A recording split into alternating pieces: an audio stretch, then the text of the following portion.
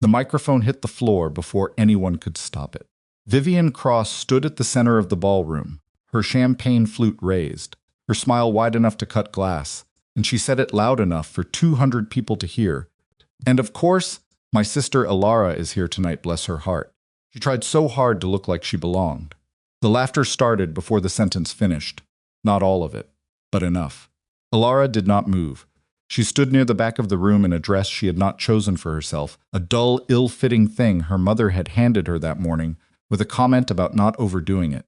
She held her wine glass with both hands and felt the heat climb up the back of her neck. She had survived worse. She had told herself that every year for 31 years. But this time, something was different. This time, she reached into her clutch, pulled out a business card she had kept for 4 months without using, and looked at the name printed on it.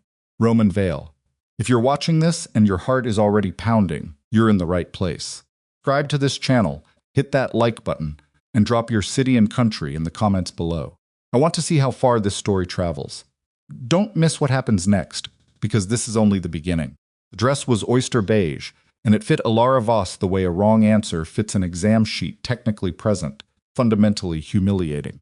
She had known, the moment her mother pulled it from the garment bag, with that flat, carefully neutral expression, that the choice was not accidental. Margaret Voss did nothing accidentally. She had been arranging her daughter's perceptions of themselves since before either of them could form full sentences, and the dress limp, off-color, 2 sizes too wide in the shoulders was the kind of choice that carried a message sewn into its seams. You are not the one people look at tonight. Elara had put it on anyway, not because she was weak, because she had learned, a long time ago, that some battles burned more energy than they were worth, and she needed to save hers for things that mattered. A dress was fabric, a wedding was one evening. She had spent the past 18 months dismantling a financial fraud network that stretched across 4 states and implicated 6 corporations with combined assets exceeding $11 billion. She could survive a bad dress. What she had not anticipated was the microphone. Vivian's speech had started the way Vivian's everything started, polished, performative, and designed to center herself in the room's admiration like a satellite dish aimed at every available signal. She thanked her fiancé, Adrian Blackwell, 3 times in the first 90 seconds.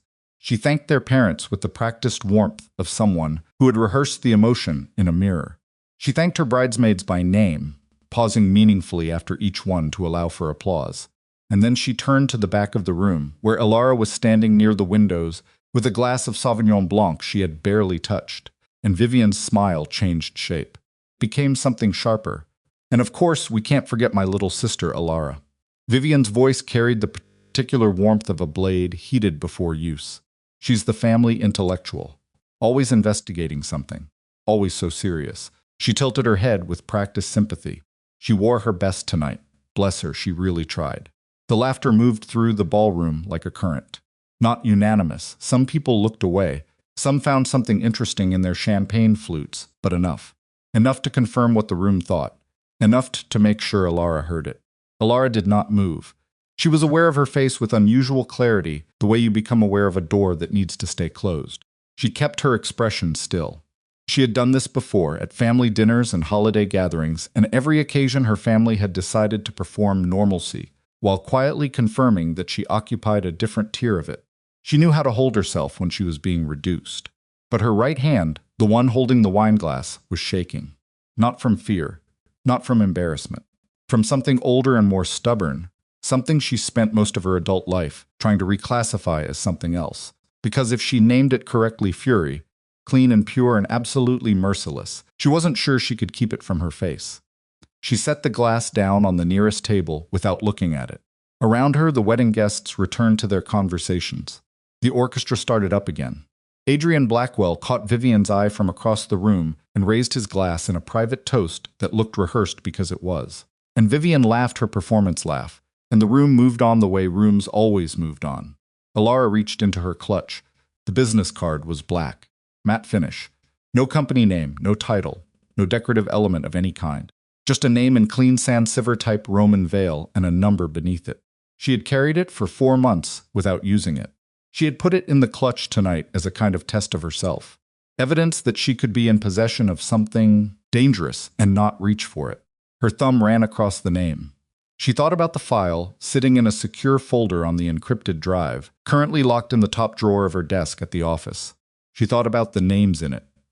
She thought about Adrian Blackwell, standing 15 feet away with his champagne and his rented tuxedo and his smile that never quite reached the muscles at the corners of his eyes. She thought about what she knew about him that no one in this room suspected. Elara Voss was 31 years old. She had a master's degree in financial forensics from Columbia and 3 years of experience inside one of the country's most respected private investigation firms before she went independent. She had a reputation in certain circles for being the kind of analyst who didn't stop when a trail got complicated. She was the person firms called when they needed someone who could read a shell company's structure the way a surgeon read an X-ray, seeing the damage behind the presentation.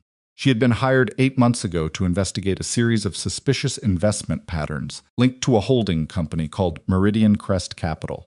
The client was a small pension fund, the kind that represented working people teachers, municipal employees, the sort of people whose retirement savings were not a game.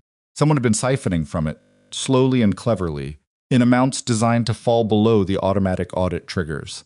Whoever was doing it understood accounting at a structural level and had access to internal documentation that shouldn't have been accessible from outside. 6 weeks into the investigation, Elara found the first connection to the Blackwell Group. It had taken her another 3 months to be certain. Financial fraud at this level was not a clean line, it was a web, deliberately tangled, with enough legitimate transactions threaded through it to create confusion, and enough layers of intermediary entities to make causation nearly impossible to prove. The Blackwells had been careful. They had been careful for years. Careful wasn't the same as invisible. Elara had found the pattern. Not one piece of smoking gun evidence, but a documented sequence, a timeline of decisions and transactions that, read together, told a story that no innocent explanation could account for. She had 2,600 pages of documentation, financial records, communications obtained through legal channels, and the sworn testimony not yet filed anywhere, still protected under privilege, of a former Blackwell Group compliance officer who had left the company 18 months ago and was, at this moment, living under a different name in a different city because she was afraid. She had everything except one thing. She was afraid too. Not of Adrian Blackwell specifically, not of the men who worked for him, though she had noticed, in the past 6 weeks, a pattern of small disturbances that could have been coincidence, but probably weren't a car. She didn't recognize parked outside her building 2 mornings in a row, a phone that rang once at 2 and disconnected before she answered, a sense of surveillance that didn't have a single concrete object she could point to, but sat at the base of her awareness like pressure behind the ears. She was afraid because she had learned enough, in her investigation, to understand exactly how large the network was, and how many people inside it had reasons to prevent her from finishing. The Blackwell Group was not the top of the chain. It was a node. There were people above it who were more insulated and more powerful, and those people had access to tools that made a sideline pension fund investigation feel like exactly the kind of thing that could be quietly buried before it reached anyone who could act on it. She needed someone who existed outside those channels. Someone who understood how protected power actually worked, not from the outside, from the inside. Roman Vale's name had come to her the way most useful information came in her line of work sideways, through a reference in a document she was reading for a different reason. He was not in the document as a suspect. He appeared in the margins, in a single sentence from an internal Blackwell Group communication that had been obtained through discovery. In an unrelated case, VR confirms, Vale won't move unless approached directly. Do not approach. That sentence had cost her 3 days. She had pulled everything she could find. Roman Vale was a ghost in the conventional sense, no LinkedIn, no public filings with his name at the top, no photographs she could confirm were current. But she was good at what she did. And what she found, assembled from corporate registrations, court records in 2 jurisdictions, and a handful of financial analyst reports from boutique firms that tracked the kind of money most analysts avoided, suggested a man who operated at the border of legitimacy with extraordinary deliberateness. He wasn't criminal in the simple sense. He was something more complicated, someone who had built a structure that touched power at multiple levels while remaining technically outside each of them. He had given her the business card himself. That was the part she still hadn't entirely processed.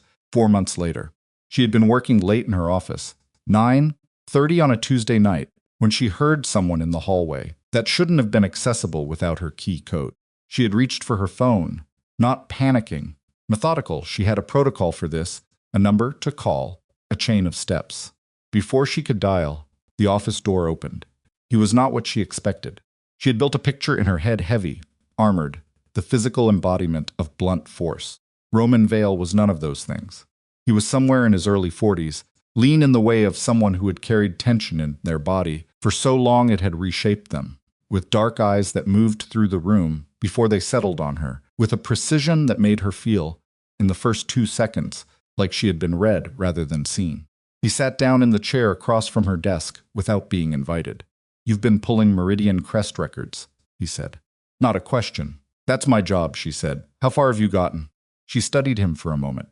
Every instinct she had was doing something complicated. Danger, yes, but not the kind that preceded violence. Something more like the feeling before a storm, when the pressure shifts and the air becomes very still, and you are aware that whatever is coming will be significant. "Far enough to have this conversation," she said. He held her gaze for a moment, and then did something she hadn't expected. He smiled small and genuine, the kind of smile that escapes a face rather than being placed there. And he said, "They're going to come for your documentation within the next 60 days.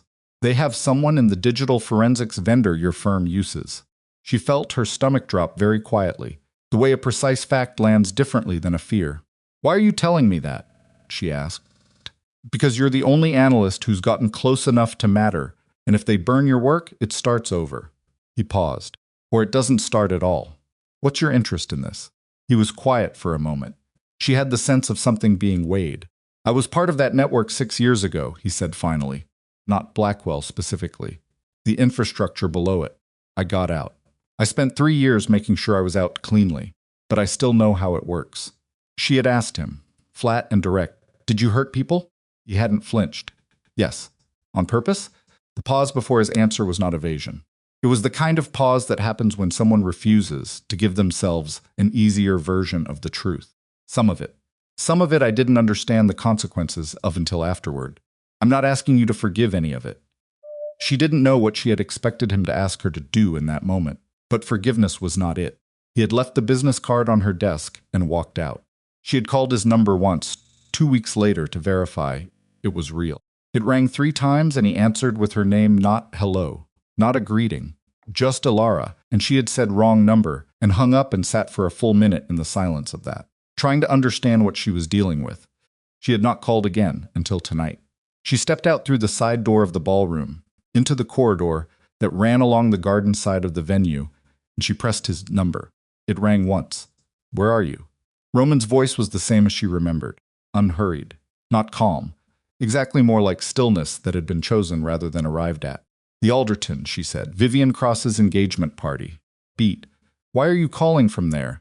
She looked back through the glass panel of the corridor door, at the room full of people, at her sister laughing at the center of it, at Adrian Blackwell's hand resting on the small of Vivian's back with proprietary ease. "Because Adrian Blackwell is in that room," she said. "And I just realized I've been protecting evidence for 8 months while sitting in the same city as the man it implicates, and I'm tired of being careful." The silence on his end lasted exactly 4 seconds, counted without meaning to. "I can be there in 20 minutes, he said. "You don't have to come here." "I know." His voice was even. 20 minutes. He was there in 17. She knew the moment he arrived not because she saw him enter, but because she saw the room change. It was subtle, a kind of pressure shift in the behavior of the guests nearest the entrance, a ripple of attention that moved faster than conversation. She turned, and there he was.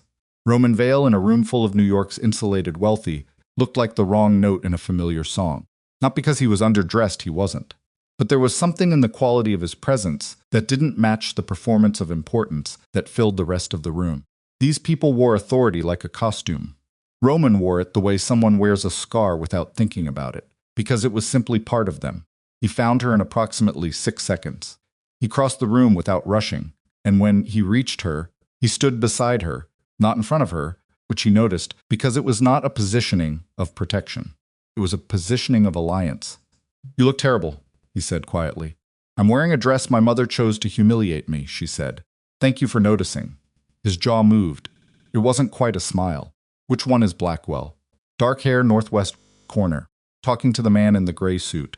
His name is Patterson Marcus Patterson, managing partner, a real estate development firm. I have documentation connecting Patterson's firm to two of the shell companies in the Meridian Crest chain. Roman looked in that direction without appearing to. It was a practiced movement, the kind of not looking that had been trained into him by years of being in rooms where surveillance was mutual. You said 8 months, he said. 8 months. And you've been sitting on it. I've been building a case that will hold. She heard the edge in her own voice. I'm not releasing something with holes in it so it can be discredited on a technicality. I know. He glanced at her.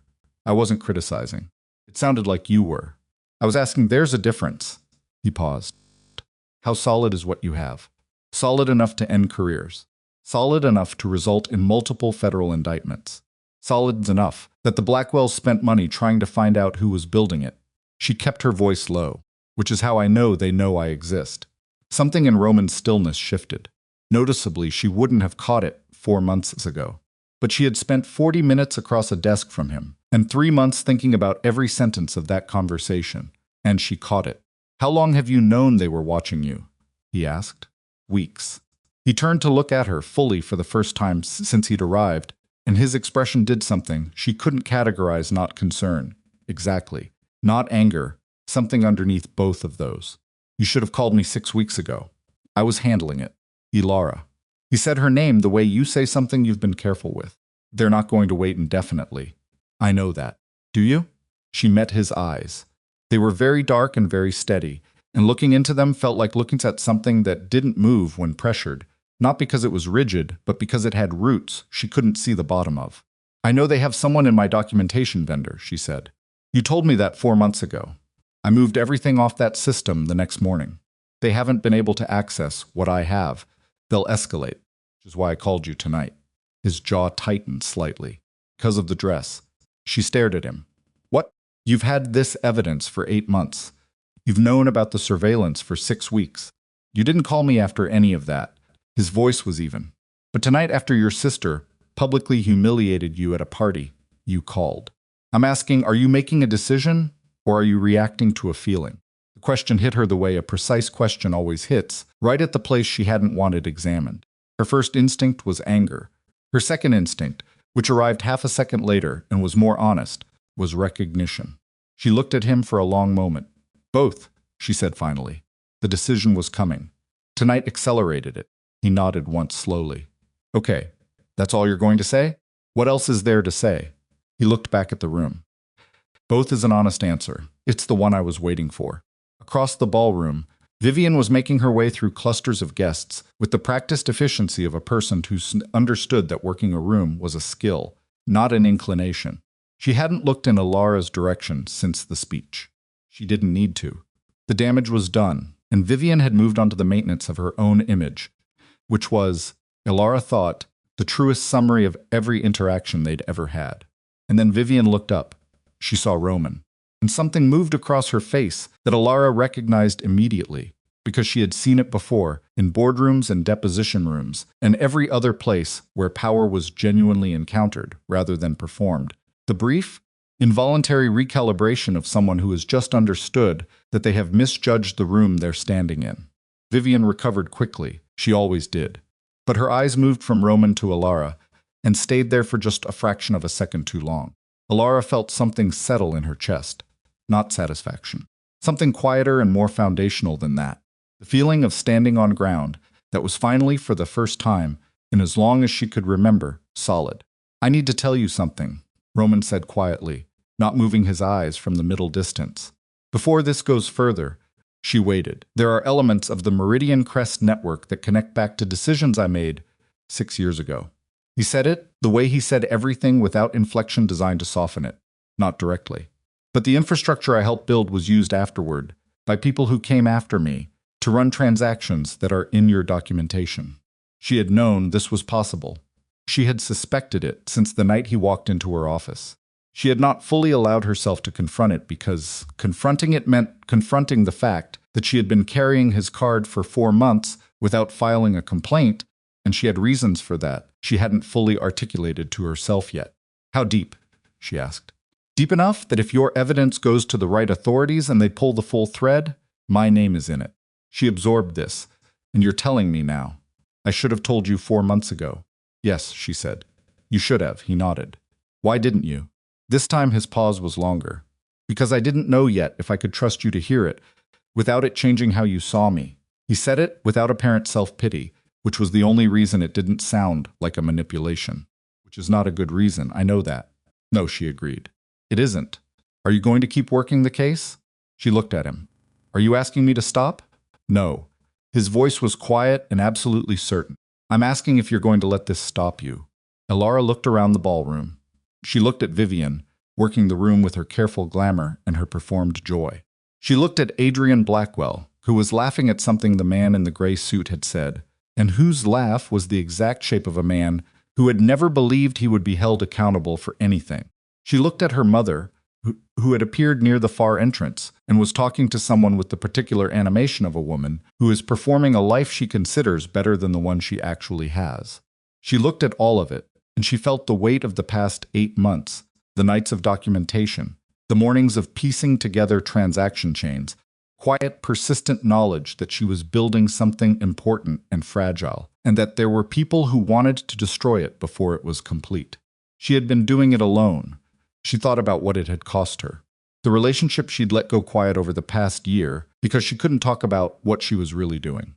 The sleep she wasn't getting. The way she sat in her apartment sometimes after a long day of building a case against people with resources vastly larger than her own, and felt the specific weight of being entirely singular in a fight that was not. She looked back at Roman. Tell me what you know about the infrastructure, she said. All of it, not a curated version. Everything. He held her gaze for a moment, and something in his face, the thing that was always controlled and chosen and deliberate, shifted, very slightly, toward something that didn't have a name she wanted to try to apply yet. It'll take a while, he said. We have time, she said. They're about to cut the cake. He almost smiled. Not quite, but close enough that she felt it. They moved to a quieter corner of the room, and Roman began to talk, and as he talked, Elara's mind ran 2 tracks simultaneously, the analyst building the picture, adding what said to what she knew. Seeing the shape of the network become 3-dimensional in a way it hadn't been from the outside, and underneath that quieter and less examined, the separate and entirely involuntary recognition that she was not afraid to be in this room with him. That was new.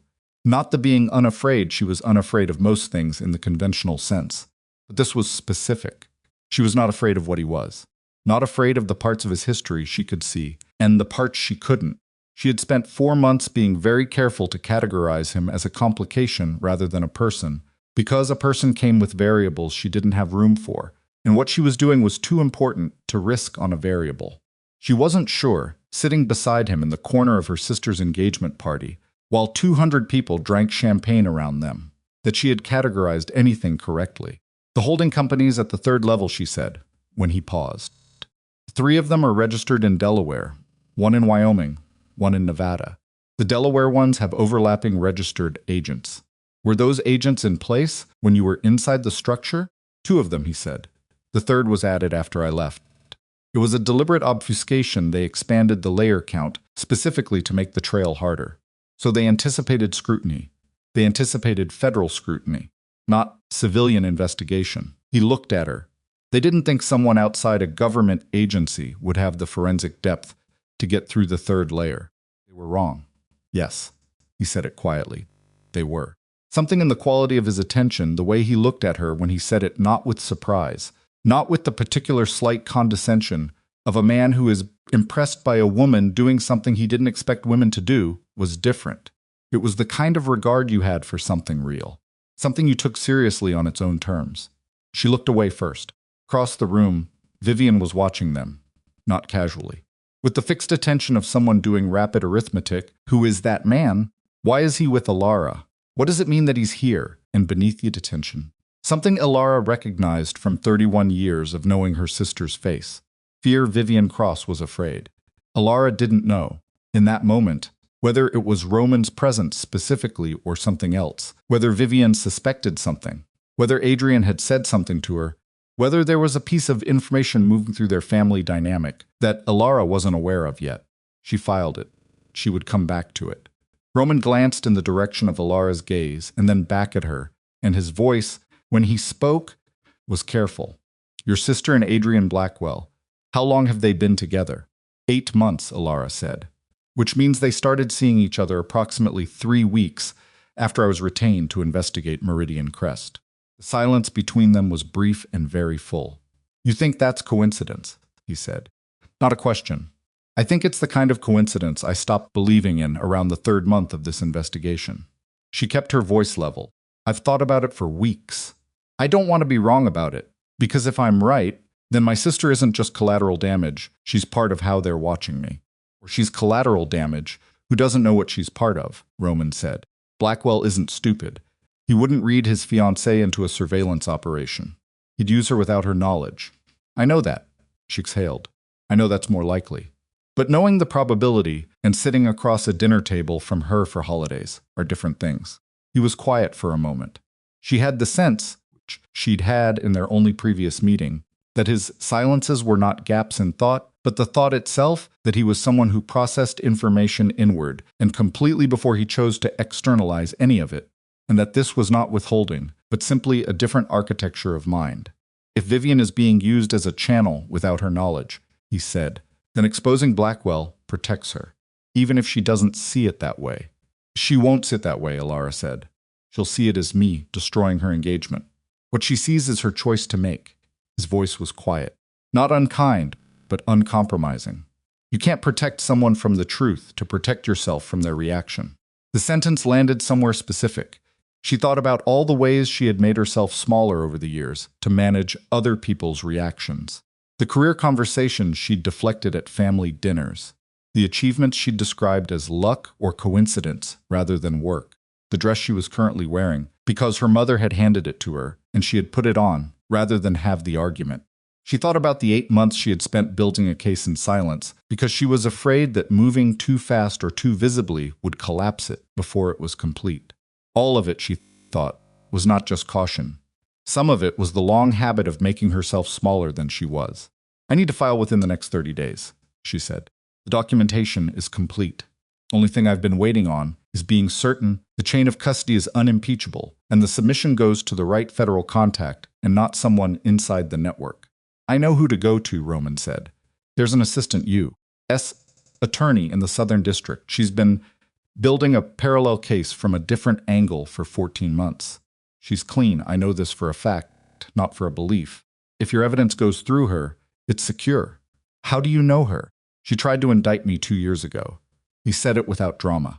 She was rigorous and thorough, and she stopped when she had exactly what the law required her to have and not 1 inch further. I have a great deal of respect for people who stop at the line. Did she get you? The case was declined by her supervisor, someone above her who had different priorities. He looked at her. She wasn't happy about it. Elara thought about this.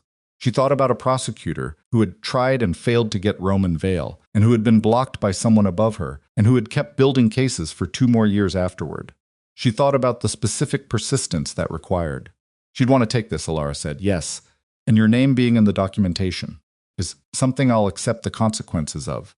He said it without hesitation. She told her he had said it before. In his own head, in the privacy of however he processed the things that cost him.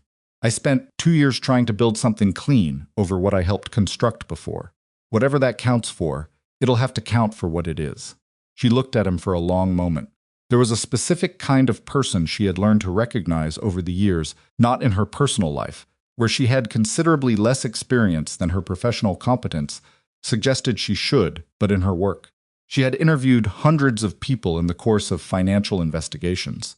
She had sat across from fraudsters who had convinced themselves they were misunderstood, from genuinely remorseful people who had made catastrophic choices and couldn't sleep with what they'd done, and from every shade between. Roman Vale was not any of the types she had names for. He did not perform guilt. He did not minimize.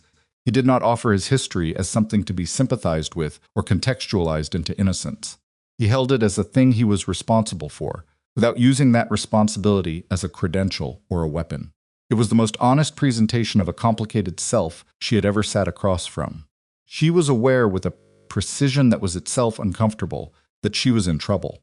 Not the kind of trouble that involved evidence files or federal investigations or surveillance she couldn't quite confirm. The other kind. The kind that happened when you spent 8 months being entirely alone in something important, and then sat next to someone who saw you clearly and didn't look away from what they saw. The orchestra shifted into something slower. Vivian was being swept onto the dance floor by Adrian Blackwell, who moved with the ease of a man who had rehearsed his life rather than lived it, and the room rearranged itself around them, in the organic way of events designed to center the couple that the evening belonged to. Elara watched her sister's face.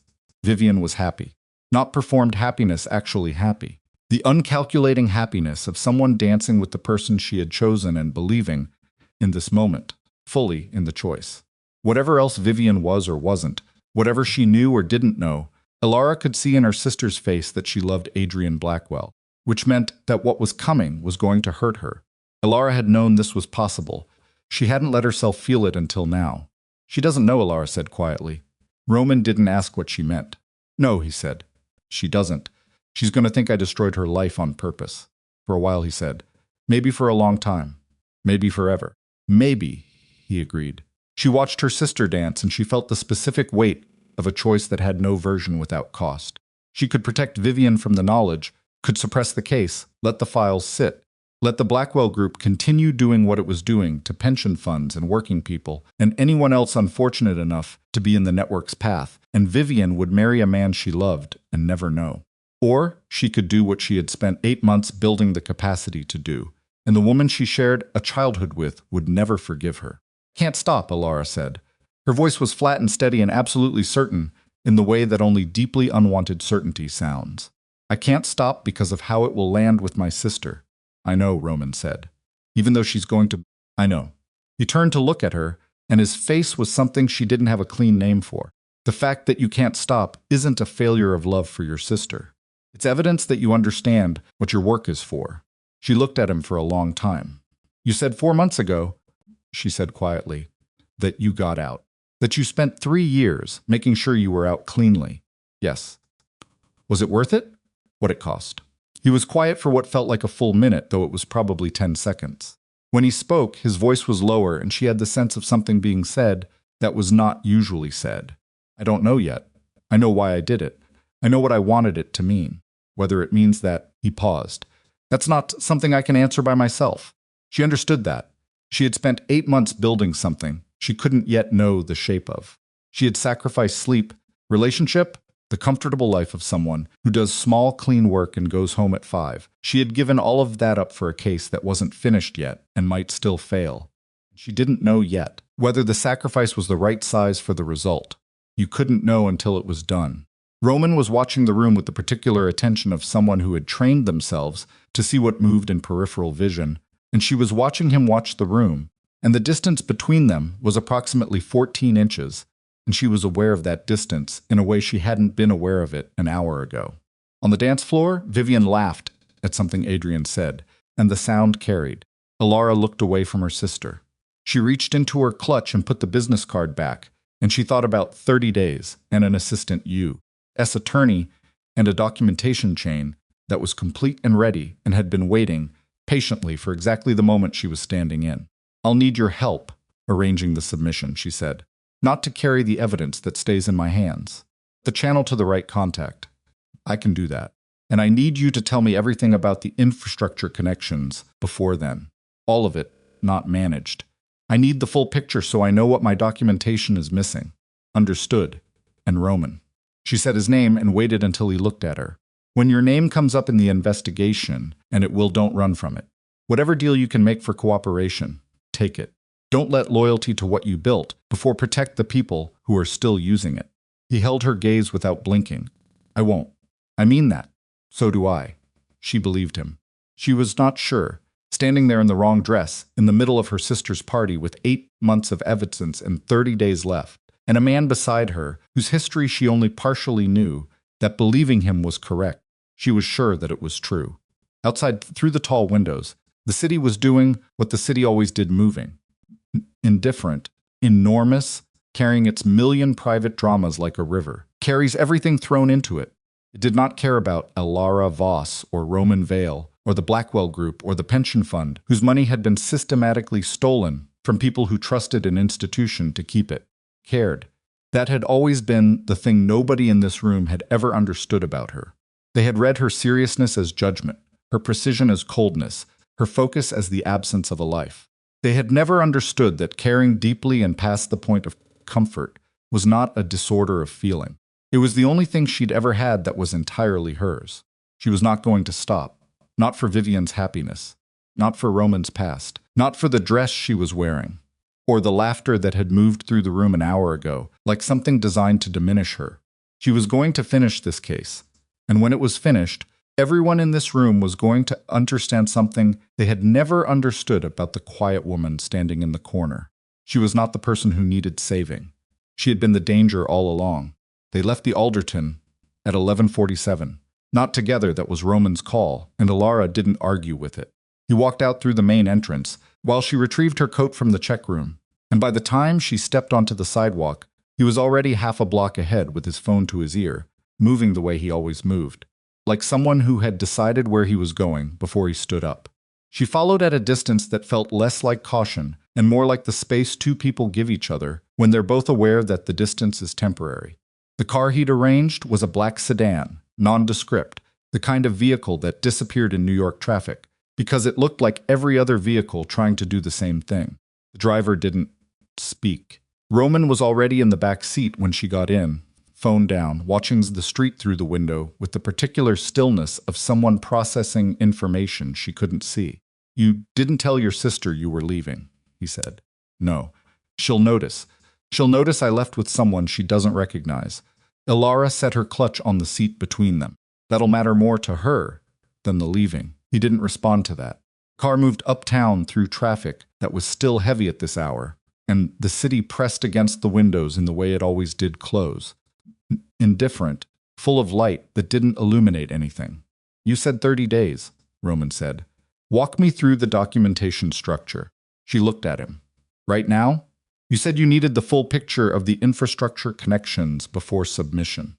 I need the full picture of what you have before I can tell you what's missing." He turned from the window. "Unless you'd rather do this tomorrow." "No." She pulled off the small earrings she'd been wearing since that morning and dropped them into her clutch, a gesture she made without thinking, the body's automatic shedding of anything decorative when work began.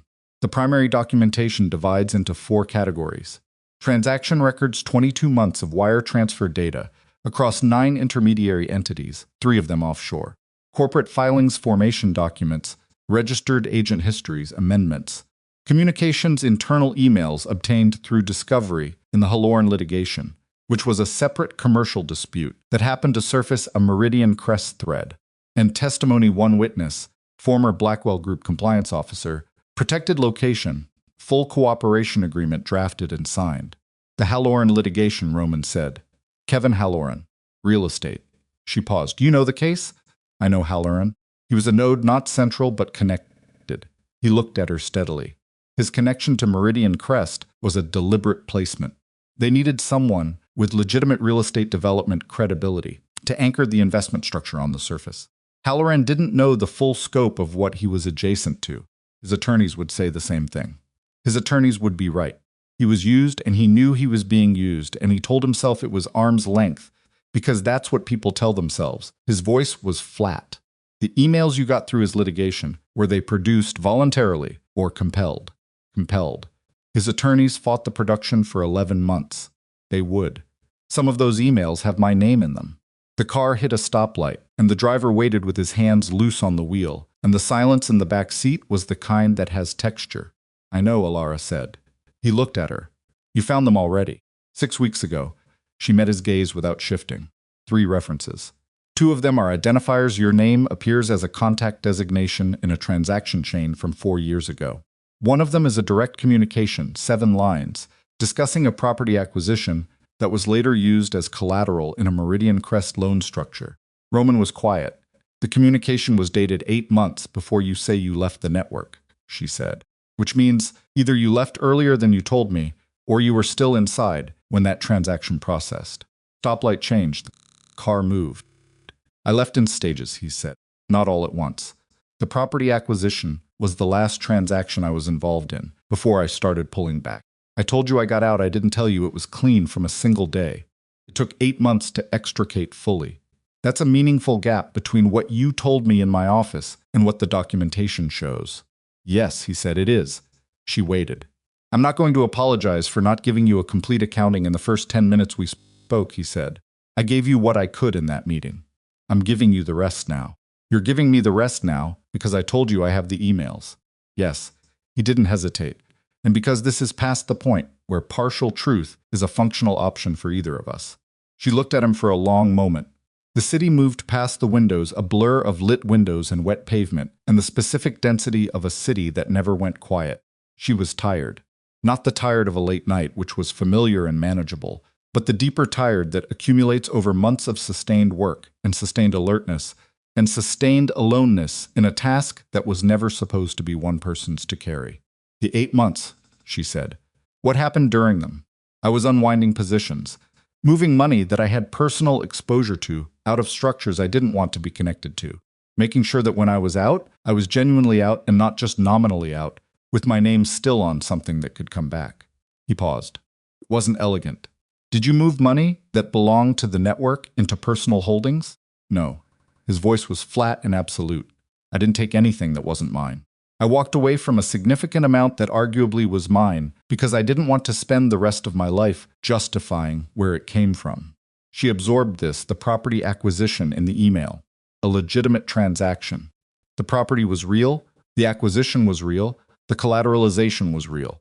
What I didn't know when I processed it was that the loan structure it was being used to support had already been repurposed to funnel Meridian Crest funds. He looked at her with the specific directness of someone's, saying something that costs something to say. I found out afterward. It was one of the reasons I accelerated my exit. You found out and didn't report it. I found out and didn't report it, he confirmed, which is the part I can't make clean. I know what that decision was. I know what it allowed to continue. I've spent 4 years with that knowledge. His jaw was set.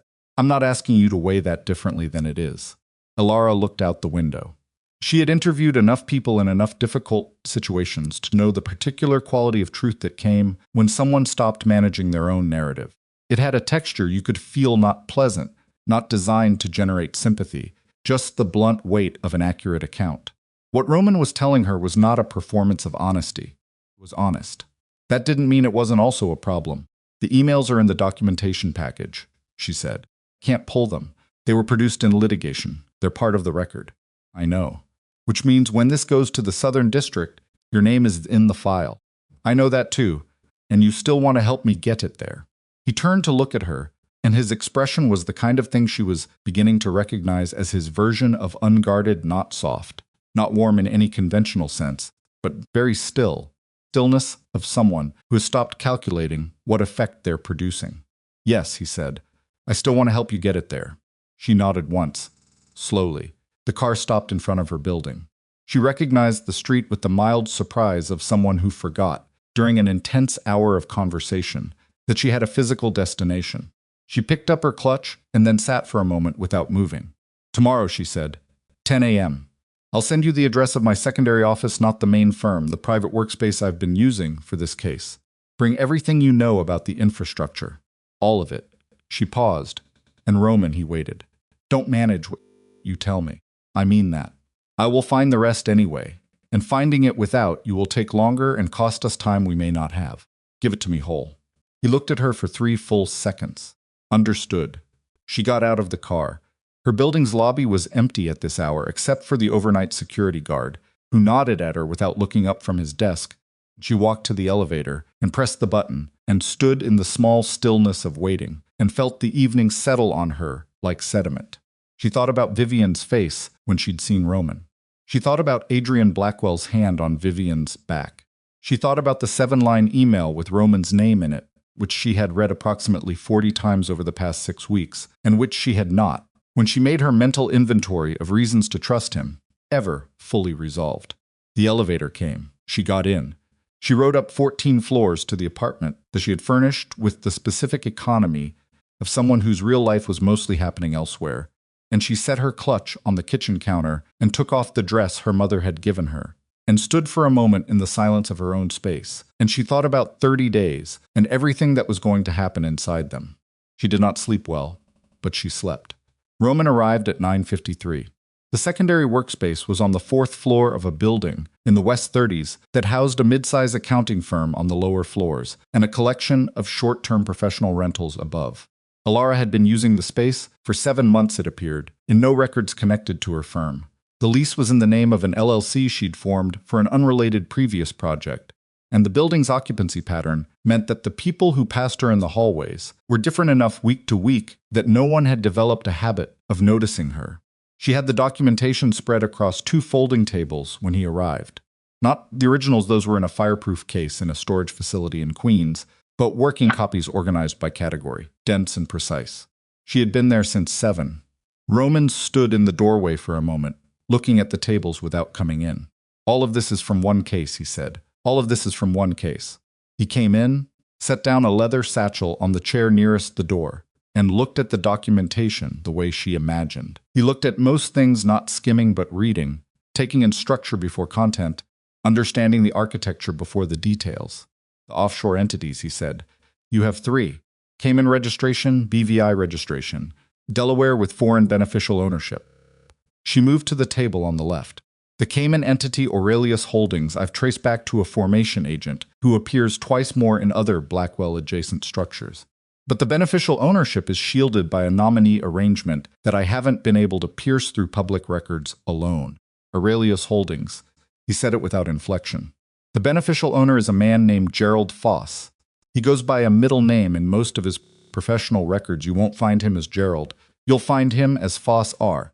Gerald, or as a management consultant named R. Gerald in invoices that appear in the Meridian Crest internal accounts." She looked at him. "Foss is a real person. Foss is a very real person. He's been the structural architect of 3 similar networks over the past 15 years. He designed the layering system, the multi-level intermediary structure that makes causation hard to prove. He works for whoever pays enough, and he keeps himself insulated by never touching the money directly. Where is he? As of 3 months ago, he was in London. He keeps a residential footprint in the UK, which makes him harder to reach under US jurisdiction."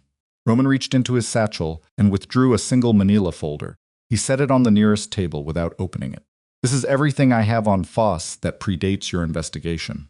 Formation documents, a known alias set, 2 property holdings under nominees that I can tie to him through a separate transaction chain." Elara looked at the folder. "How did you get this?" "I built the same kind of case you're building 4 years ago, when I was trying to understand the full scope of what I'd been part of.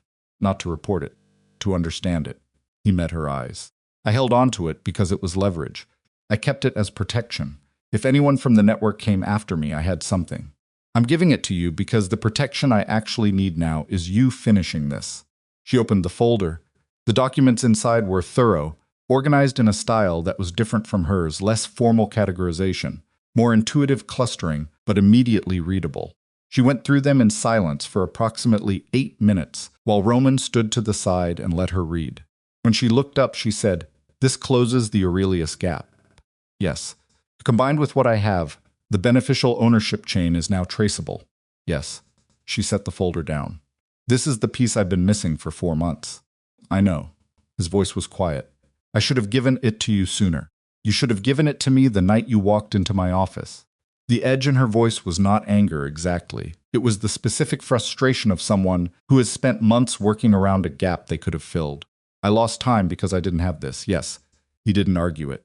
"If I'd had this 6 months ago, I could have filed by now." "Yes.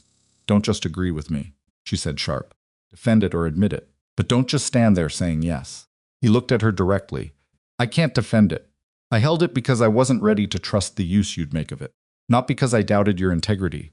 Because I wasn't ready to be in a position where my name in your documentation was something I'd actively enabled." His voice stayed even. "That was self-protective. It cost you time. I don't have an argument that makes it anything other than what it was." She stared at him for a moment. Then she turned back to the documentation and pulled a legal pad from the corner of the table. "Sit down," she said. "We're going to map the complete infrastructure from both directions, simultaneously my documentation and your knowledge. Every node, every connection, every person. If there's a gap between what I have and what you know, I need to see it." He sat down. They worked for 4 hours without stopping. She had expected, going into it, that there would be more tension, more strategic withholding. more negotiation about what was safe to share. What she found instead was that Roman Vale was an extraordinarily precise source of information when he decided to be one. He did not over-explain, and he did not under-explain. He gave her exactly what was relevant and stopped when he reached the boundary of what he knew versus what believed. And he marked those boundaries clearly. This I know for certain. This I believe based on inference. This is speculation I can support but not prove. She had interviewed hundreds of sources in her career, and very few of them maintained that discipline without prompting. By 2 in the afternoon, the map they'd built across 3 legal pads was the most complete picture of the Meridian Crest network she had ever had. She sat back and looked at it. "There's a problem," she said. "I see it. Marcus Patterson. Patterson connects to the 3rd layer in a way your documentation doesn't establish." Roman leaned forward, his forearms on the table, looking at the map. "You have him at the surface, the real estate firm, the investment relationship with Blackwell. But the 3rd layer connection goes through a separate vehicle that Patterson controls personally, not through his firm. Personal vehicle, a family trust, established 12 years ago ostensibly for estate planning. But the trust has been making loans to Meridian Crest entities for the past 5 years, in amounts that are specifically sized to stay below bank reporting requirements. Structured, deliberately structured. Patterson is sophisticated enough to know exactly what he's doing." Roman looked at her. "This is the part of the network that has the most direct exposure to the pension fund theft. Patterson is the mechanism by which the Meridian Crest money gets cleaned before it surfaces as return on investment payments to the Blackwell Group's legitimate appearing clients." Elara Voss stared at the map. Marcus Patterson. Standing in the corner of the Alderton ballroom last night, laughing at something Adrian Blackwell said, she thought about the way his body language had been with Blackwell, not the body language of a business associate. Something closer and more careful than that. The specific physical vocabulary of 2 people who share a secret that requires management. She had noticed it last night without understanding it. She understood it now. "Patterson was at the party," she said. "I saw him. Blackwell keeps him close, not just professionally, personally. He's inside the circle." She looked up from the map, which means Patterson knows about the investigation. Possibly. If Blackwell knows enough to run surveillance on me, and Patterson is that deep inside the network, Patterson knows. "It's probable," Roman said. "Not certain. It's probable enough to treat as certain for operational purposes." She stood up, which was what she did when her thinking needed to move. "This changes the timeline." "How?" "Patterson's trust is a separate documentation gap. I don't have the trust instruments. I don't have the loan documentation. I don't have the financial records. That's weeks of additional work." She paced the length of the room, turned, came back. "But if Patterson knows about the investigation and is inside Blackwell's circle, then waiting weeks gives them time to restructure. To move money, dissolve the trust, cover the loan history. So you file without the Patterson thread, or I file with what I have and make the Patterson thread part of what the HUSA investigates going forward." She stopped pacing. "The assistant U.S. attorney, the one who tried to indict you, Helen Marsh. Can you contact her?" "Yes." "How quickly?" "If I call her today, she'll meet within 48 hours. She's been waiting to bring forward something on this network for over a year." He paused. "She won't be happy about the channel, because it's you, because it's me. But she'll listen. And once she hears what you have, she won't care where it came from." Elara looked at the map on the table, 3 legal pads covered in her handwriting and Roman's, lines connecting names and entities and transaction chains, the full architecture of something that had been operating in the dark for years. She had spent 8 months building to this point. It felt less like triumph and more like standing at the edge of something, looking down. "Call her," Elara said. "Today." Roman pulled out his phone. He was 3 digits into the number when Elara's own phone buzzed on the table. She glanced at it. The number was one she didn't recognize, not in her contacts, not a pattern she could immediately place. And something at the base of her awareness went still and alert in the way it had learned to go still and alert over the past 6 weeks. She answered it. "Yes, Ms. Voss." The voice on the other end was male even, and had the specific texture of a voice someone had trained to carry no identifiable affect. "Talk. Who is this?" "Someone who would like this conversation to happen before you make any calls you can't walk back." A pause, very brief, precisely timed. "You've been working very hard. You've put together something impressive. It would be a shame if the documentation became inadmissible because the chain of custody was compromised." Her jaw tightened. She looked at Roman, who had stopped dialing and was watching her face read the call. The chain of custody is solid, she said. Is it? Your secure server was accessed 11 days ago. Not your current storage, your previous vendor. We've had a copy of your working files since February. The room went very quiet. That's not possible, she said. I migrated off that system in November. You migrated the final package.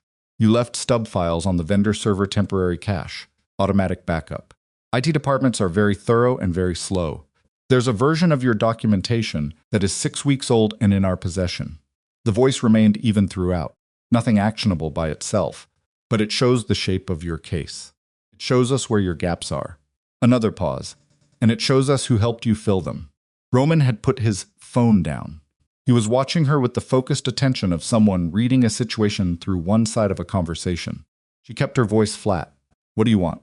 A conversation. That's all. An opportunity for all parties to understand what the most constructive outcome might look like. The voice shifted slightly, not warmer, but more specific. There's a man named Vale, who I understand has been very helpful to you. Mr. Vale has a complicated history with several people who are invested in this situation. Cooperation with your investigation creates a legal exposure that I think he would rather avoid, if the right arrangement could be. Stop, Elara said. Silence. Don't come back to me with an arrangement, she said. Don't call this number again, and pass along to whoever put you on this call that the version of events where this ends quietly for your clients is not a version that exists anymore. She ended the call. The silence in the room lasted approximately 4 seconds. They have a copy of my working files, she said, 6 weeks old. They've known the shape of the case for over a month, and they didn't move, which means they were waiting to see if I'd come to them. And now they know you won't, and now they know you're involved. She looked at him. They mentioned you by name. They framed it as protecting you from exposure and arrangement that would involve your cooperation stopping. She paused. That's not a coincidence. They know I called you. And they're using the legal exposure your name creates as a lever. Roman's face was still. They think you'll stop if it costs me. They think I care enough about what happens to you to be controllable. She set her phone on the table. They're wrong. Something moved through Roman's expression fast, not fully readable, there and then returned to stillness. You should think about whether I've already thought about it. Her voice was quiet and absolute. You told me last night you'd accept the consequences. I'm not going to make your choice for you by stopping. That's not protection. That's substituting my decision for yours. He was quiet for a moment. The call, he said. The number. I'll run it. Don't use mine. He recited a number from memory. Former associate in signals intelligence, independent now. She can have a trace on the origin within 3 hours without creating a discoverable record of the trace. You have a contact in signals intelligence. I have several contacts in several places. Most of them I'd rather not have to use. She wrote down the number. Her handwriting was the same as always, precise, slightly slanted, the handwriting of someone who thinks faster than they write and has learned to compress without losing clarity. The normalcy of her own handwriting felt strange against the weight of the past 20 minutes. She called the number. She gave the information. She was told 3 hours. Then she sat down across from Roman and looked at the map on the table and thought about what the call meant in terms she didn't want to avoid. They had approximately a window, not a specific number of hours or days a window defined by the rate at which the network would move, now that they knew she had refused the arrangement. They would not sit still. They would assess. They would plan. They would begin doing whatever came next. And whatever came next would be designed to stop her before she reached Helen Marsh. How quickly can you get the meeting with Marsh? She said. Today, if she's reachable. Try. He picked up his phone again. This time he dialed without stopping. She listened to his half of the call brief.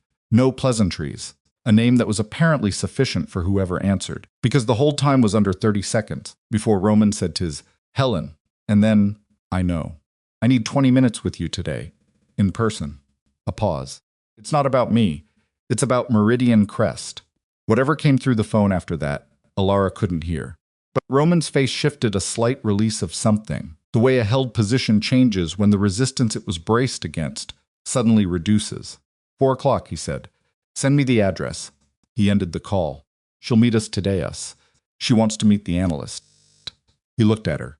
She said, and I'm quoting directly, if whoever built this case is willing to sit in a room with me, I'll clear whatever I have it for. Elara looked at the clock. It was 2:20. She had an hour and 40 minutes. She began organizing the documentation. Her hands were steady. She was aware of them being steady in the specific way you become aware of a thing when you've been expecting it to fail and it doesn't. She thought about the call, the unnamed voice, the even delivery, the information about the stub files, the way they'd used Roman's name as a lever. She thought about what it meant that they'd escalated to a direct contact instead of continuing to surveil passively. It meant they were scared. Not of her specifically, she was one person, an independent investigator with a good case but no institutional backing, working without the resources of a federal agency. They weren't scared of what she was. They were scared of what she had, and they were scared that the window to stop it was closing. She pulled the Patterson documents together and set them in a separate stack with a note attached. Thread incomplete, recommend AUSA-led subpoena for family trust instruments. She would tell Marsh what she had and what she didn't, and she would give Marsh the map they'd built today. And she would let the institution she'd been avoiding for 8 months do what institutions existed to do. She thought about why she'd been avoiding it. Not fear of the institution. She trusted Helen Marsh's reputation without ever having met her, trusted it the way you trust the reputation of a surgeon you've never been operated on by, based on documented outcomes and professional record. The avoidance had been something else, the specific reluctance to hand something over that she had built alone, to give up the single-point control she'd maintained over 18 months of work, to become a source rather than the investigator. That reluctance was, she understood now, a luxury she couldn't afford anymore. They came at her from a direction she hadn't fully accounted for at 3:46, 14 minutes before she was due to leave for the 4 o'clock meeting. The knock on the door of the secondary office was not aggressive, 3 clean, evenly spaced impacts, the knock of someone who expected to be admitted. Roman was across the room with the documentation when it came, and she saw his head come up, the alert stillness she'd seen in him before, and she went to the door without speaking first. She opened it. Her mother was standing in the hallway. Margaret Voss looked the way she always looked, composed, deliberate, dressed with the careful exactness of a woman for whom appearance was a primary communication. She was 63 years old, and she had aged in the specific way of people who have spent their lives controlling their environments, a kind of surface stability that held, and held, and held, and occasionally cracked along very old fault lines. Elara stared at her. "How did you find this address?" she said. Her mother's eyes moved past her to Roman. They stayed there for a precise 3 seconds, long enough to register, short enough to deny as staring, and then return to Elara. "Vivian is upset," she said. "How did you find this address?" "Your landlord for the main office had a forwarding contact on file for overflow scheduling." "Elara, we need to talk." Her mother's voice was what it always was, measured, positioned, the voice of someone who had decided what this conversation would be before she arrived to have it. "Not right now. Your sister is upset that I left her party early, which is something I can discuss with her when I'm not in the middle of something." She kept her body in the doorway. "I'll call you tonight." "The man behind you," her mother said. "Is that Roman Vale?" The specific chill of that sentence moved through Elara like cold water. Turned. Roman was standing exactly where he'd been. But something in his posture had changed, the specific change of someone who has been recognized unexpectedly and is calculating the implications of that recognition faster than the situation has so far required. Elara turned back to her mother. Her voice was very quiet. "How do you know that name?" Margaret Voss's composure did not crack. It did something different. It settled, the way a face settles when it's decided to stop performing and say the thing it came to say. "Adrian told Vivian," she said, "and Vivian told me. Last night after you left." She was frightened. A pause. "Adrian said that if Roman Vale was talking to you, it wasn't about anything good for our family." The weight of that sentence, our family, and everything it was designed to carry, landed on Elara like something she recognized, and was finished pretending to accommodate. "Adrian Blackwell," she said, "has been systematically stealing from a pension fund for 5 years. He is the subject of a federal investigation that is going to result in criminal charges." She said it level and clear. Each word placed the way you place weight on ice you're not sure will hold. "He is not a member of our family. He is a man who has been using Vivian's proximity to me as a surveillance mechanism, possibly without her knowledge." She paused. "And he called you this morning because he is trying to stop me from filing documentation in the next 30 days. And he thought you might be an effective pressure point." Her mother's face was very still. "That's what this visit is," Elara said. "Not Vivian, you." The hallway was quiet. Somewhere below, a door closed. Margaret Voss looked at her daughter with an expression that Elara had not seen on her mother's face very many times in her life. Not anger, not dismissal, not the smooth professional warmth she deployed in social situations. Something older than those. Something that looked, if Elara was reading it correctly, like fear.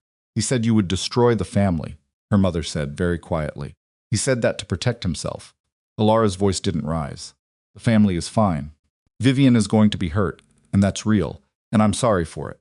But she's going to be hurt because she got involved with someone who was never honest with her. It's not something I caused. Her mother didn't move. Go home, Elara said. I'll call you tonight. Don't give Adrian Blackwell any more information about my schedule or my location. Margaret Voss looked one more time at Roman. Then she looked back at her daughter. And she said so quietly it was almost not a sentence. You were always so sure. Then she left. Elara stood in the doorway until the sound of her mother's footsteps reached the stairwell and disappeared. Then she closed the door, turned back into the room, and pressed both hands flat against the nearest table and stood there for a moment with her eyes closed. Blackwell moved faster than we thought, Roman said. He wasn't pretending he hadn't heard everything. He called my mother this morning. She opened her eyes, which means he had the conversation with Vivian within an hour of seeing us at the party. Which means the surveillance read was immediate, and the response was immediate. Scared. He's operational. There's a difference. She straightened. He's not panicking. He's executing a plan for this exact scenario. He had her visit prepared. She looked at the clock. We need to leave for Marsh. Roman was already picking up his jacket. She gathered the documentation into a case she'd prepared that morning, not everything. The curated package for initial presentation, dense and clean and organized for a prosecutor's eyes rather than an analyst's. She locked the remaining documentation in the room's single secure cabinet and pocketed the key and checked, from habit, that her phone was charged. 53%. Enough.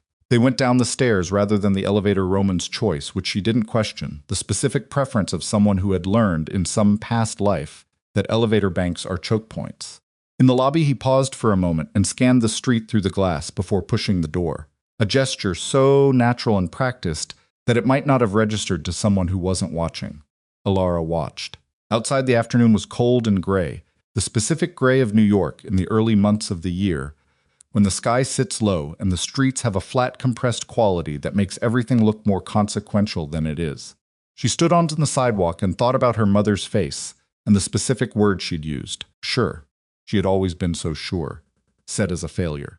Said as the of a particular flaw certainty as damage, as the trait that made her difficult, as the reason she had never learned to make herself comfortable to the people who needed her smaller. She thought about 30 days in an AUSA who had been waiting for this case and a network that had just shown its hand. She was sure. She had always been sure about the things that were worth being sure about, and she had spent 31 years being told that was the problem with her, and she was finished allowing that assessment to function as an argument. Car was waiting. She got in. Roman got in beside her, and the door closed, and the car pulled out into the gray afternoon, and she felt somewhere beneath the weight of the day and the call, and her mother's face, and the documentation and the case on her lap, the specific sensation of a door closing behind her that she would not be able to open again. Not a bad feeling. A true one. Helen Marsh's office was not what Elara had built in her head.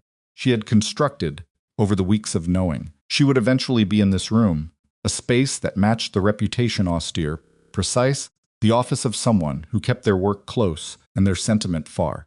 What she found instead was a room so aggressively ordinary that it took her a moment to recalibrate. A gray metal desk with a cracked corner from something that had hit it years ago and never been replaced. Stacked case files that leaned slightly to the left. A window that faced another building's brick wall and let in exactly no useful light. Helen Marsh was 51, with the kind of face that had been handsome, before it became interesting a sharper progression. She looked up from the desk when they came in, and the first thing she did, before she stood, before she spoke, was look at Roman with an expression that contained approximately 3 years of professional history in a single held gaze. Then she looked at Elara. "You're the analyst," she said. Elara Voss. Marsh nodded once. "Sit down." They sat. Roman took the chair nearest the door, which Elara noted and filed. Marsh remained standing, which was a choice, the posture of someone who wanted the physical geometry of the room to reflect who was in control of it. "How long?" Marsh said, looking at the documentation case on Elara's lap. 18 months. Alone. Until recently. Marsh's eyes moved to Roman without her head moving. How recently? 4 months ago, he gave me information that warned me about a security vulnerability in my documentation vendor, Elara said. 3 days ago, additional structural intelligence about the network that closed a significant gap in the beneficial ownership chain. She paused. His name appears in the documentation. I want to be direct about that before you open anything. Marsh's expression didn't change. How prominently? 3 references. 2 transactional, 1 communicative, all predating his exit from the network by 8 months or less. Exit, Marsh said. The word was flat, not dismissive the word, of someone noting that a characterization was being applied and withholding judgment on its accuracy. I'm aware of the language, Elara said. I'm also aware that the question of what his exit constitutes is yours to determine, not mine. My position is that without his intelligence, the beneficial ownership documentation had a gap that would have allowed a motion to dismiss on standing grounds. With it, the chain is complete and traceable. Marsh looked at her for a moment. She looked at Roman. You gave her the Foss documentation. Roman's stillness was absolute. Yes, Gerald Foss. Marsh said the name the way you say something you've been circling for a long time. I've been trying to get a direct evidentiary connection to Foss for 14 months. It's in the package, Elara said. Marsh finally sat down. She opened the case without ceremony and began reading. Not skimming reading, with the specific density of attention of someone who had been doing this long enough to absorb quickly without losing precision. Elara sat across from her and did not speak and did not look at Roman, and listened to the particular silence of a federal prosecutor encountering evidence she had been building toward and not finding for over a year. 11 minutes passed. Marsh set the first section down. Your witness, she said.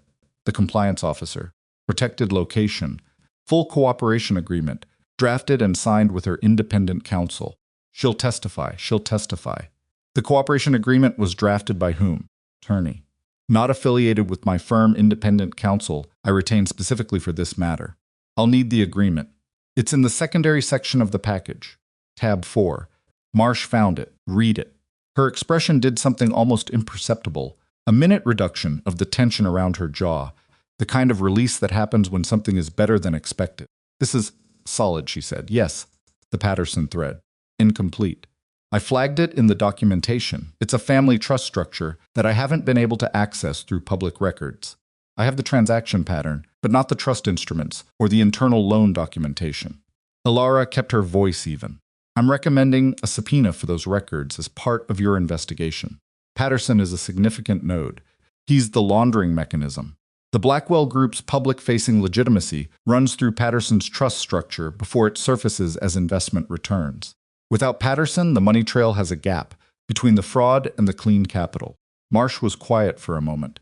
If I open a formal investigation based on this package, Patterson gets a chance to restructure before we can compel the trust records. I know.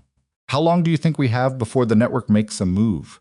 Elara thought about the phone call that afternoon. The even voice. The stub files, her mother's face in the hallway. They made contact today, she said. A settlement approach structured as a warning about documentation integrity. When I declined, they escalated to a pressure campaign through my family. She looked at Marsh steadily. I think we have days, not weeks. If they can't stop me from filing, they'll try to restructure the most vulnerable nodes before a subpoena can reach them. Marsh looked at her for a long moment. If I file for a provisional asset freeze on the Meridian Crest entities today, Marsh said, it protects the evidentiary chain and prevents restructuring. But it also signals that a federal investigation is active. She paused. It removes the option of a quiet approach. There is no quiet approach anymore, Elara said. They know the shape of the case. They've known it for 6 weeks. Marsh's gaze moved to Roman. And you, she said. What do you want out of this? Roman's answer came without a pause. Nothing. Marsh's eyes stayed on him. That's not a useful answer. It's the accurate one. His voice was even. I'm not negotiating for immunity. I'm not trading. If my name in that documentation creates legal exposure for me, that's a consequence of decisions I made. What I want is for the case to be complete before they dismantle it. Marsh studied him for a long time.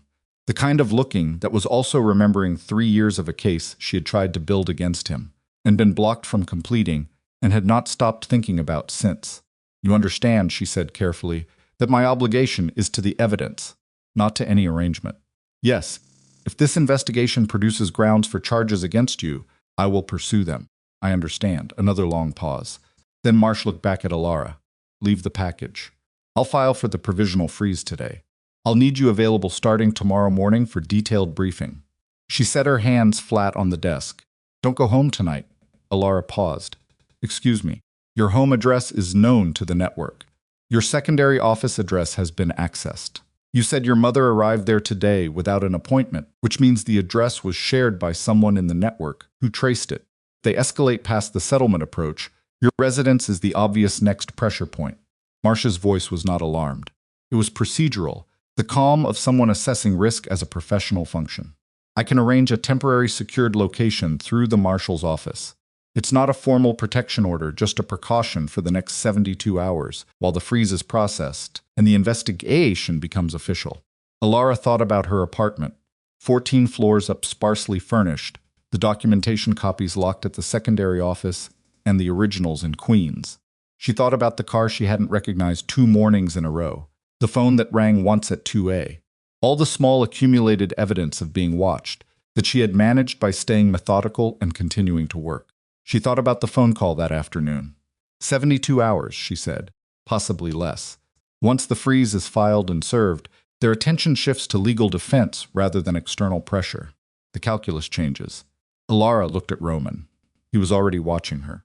His expression was the one she was starting to be able to read, not blank, not strategic, but the specific contained quality of someone holding themselves very still, because the stillness was the only useful thing they could offer in a moment that required a decision that was entirely hers. All right, she said. The 72 hours lasted 11. The marshal's safe house was a 2-bedroom apartment in a building in Midtown that served, as far as Elara could tell, primarily as transit housing for relocated witnesses and the occasional protected source. Smelled like institutional cleaning products and a previous occupant's coffee habit. The furniture was functional and aggressively anonymous. Roman was not staying there. Marsh had made that clear with a single look, and Elara had not argued, because there was nothing to argue. The logic was self-evident. And she was not going to compromise a federal protective arrangement over the 12-inch gap between 2 people who were not, she reminded herself, in a relationship.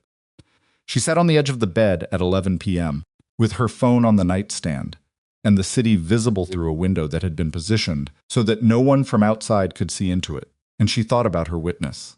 Sandra Chung was 38 years old, and she had been a compliance officer at the Blackwell Group for 4 years before she understood, with a precision, that cost her everything she had built professionally, exactly what she was compliant with. She had left the company 18 months ago, initially quietly, then with increasing fear as she realized that the things she had documented in her own records out of professional habit were things that people inside that company would not want documented.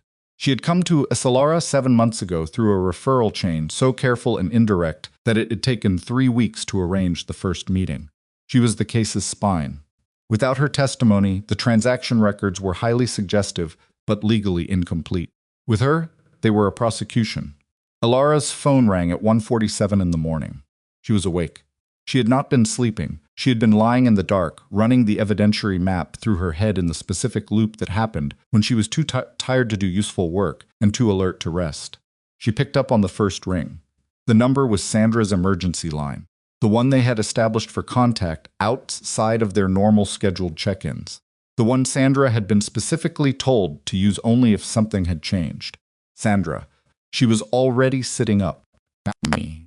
Sandra's voice was compressed, the voice of someone speaking very quietly in a space where they were afraid of being heard. There's a car outside. It's been there for 2 hours. It doesn't belong to anyone on my street. Elara's hand tightened on the phone. Have you called your attorney? He's not answering. I've called 3 times. A breath. Elara. They have a photo of me. Someone sent it to my email address that no one is supposed to have. It's from today. I was at a grocery store this morning, and someone photographed me. The cold that moved through Elara's body was not fear, exactly. It was the specific sensation of a calculation being revised at speed. Someone had found Sandra's current location. Not the location on file with the Marshal's Service. Sandra wasn't in formal protection. She'd refused it. She'd been afraid the formal apparatus would surface her name in a way that would reach Blackwell, but the private address she'd established under a careful alias in a city she'd never lived in before. The only people who had that address were Elara, Sandra's attorney, and the single referral contact who had made the initial introduction. 3 people. Listen to me, Elara said. Don't go outside. Leave the lights off if they're on. Take the cooperation agreement and your personal copies of the documents you gave me and put them in a bag. Just those. You have a secondary exit from the building? She had asked this question when they'd established the location. Sandra had confirmed it. The parking garage on the east side connects to the next block. Use it. Go to the address I'm about to text you. Don't take your regular phone, use the backup. Elara was already moving, already at the window, already recalibrating everything she thought she knew about the past 12 hours.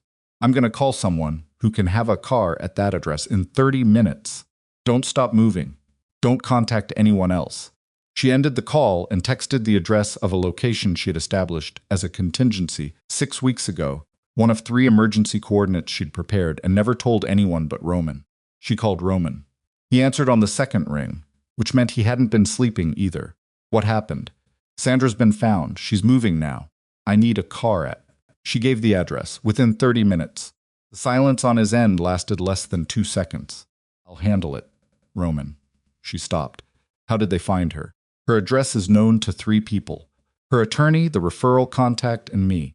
The silence this time was different. Her attorney, Roman said. The name was Daniel Rourke, and he had come recommended through a legal network that Elara had used twice before for protected source arrangements. She had vetted him herself: bar record, disciplinary history, professional reputation. She had found nothing. I vetted Rourke, she said. People pass vetting, Roman said. What's his connection to the referral chain? The referral contact recommended him specifically. Said he'd handled protected witness arrangements before. She stopped. The sentence finished itself in her head before she finished it aloud. The referral contact recommended both Sandra and Rourke. The specific shape of what that meant assembled itself in the dark room with a clarity she did not want. The referral contact was a compromise, Roman said, or was planted from the beginning. Her voice was flat. She heard it being flat and understood that the flatness was the body's management of something it couldn't afford to feel completely yet. If the referral contact was inside the network, then Sandra was never a protected source who found me. She was a directed approach someone sent to me to give me just enough to build a case while they monitored how far the case went and what else I was getting. That's one possibility, Roman said. The other is that the referral contact was legitimate and was later compromised. It doesn't matter which one, Elara said. Either way, everything Sandra gave me is now suspect. I have to treat her testimony as potentially contaminated. The sentence landed in the room like something dropped from a height. She sat down. The case she had spent 8 months building the spine of it, the testimony that made the transaction records legally actionable rather than merely suggestive, had just become something she could not use without knowing whether it was real. The documentation, Roman said, the transaction records, the Foss materials, those are independent. They don't rely on Sandra's testimony for validity. No, she said, but the cooperation agreement is with an attorney who may be compromised. Which means Sandra's testimony, even if she's genuine, goes into evidence with a chain of custody problem that any competent defense attorney will use to create reasonable doubt. Can you rebuild the testimony chain with a different attorney? In 30 days? With an active federal investigation running? She pressed her fingers against her forehead.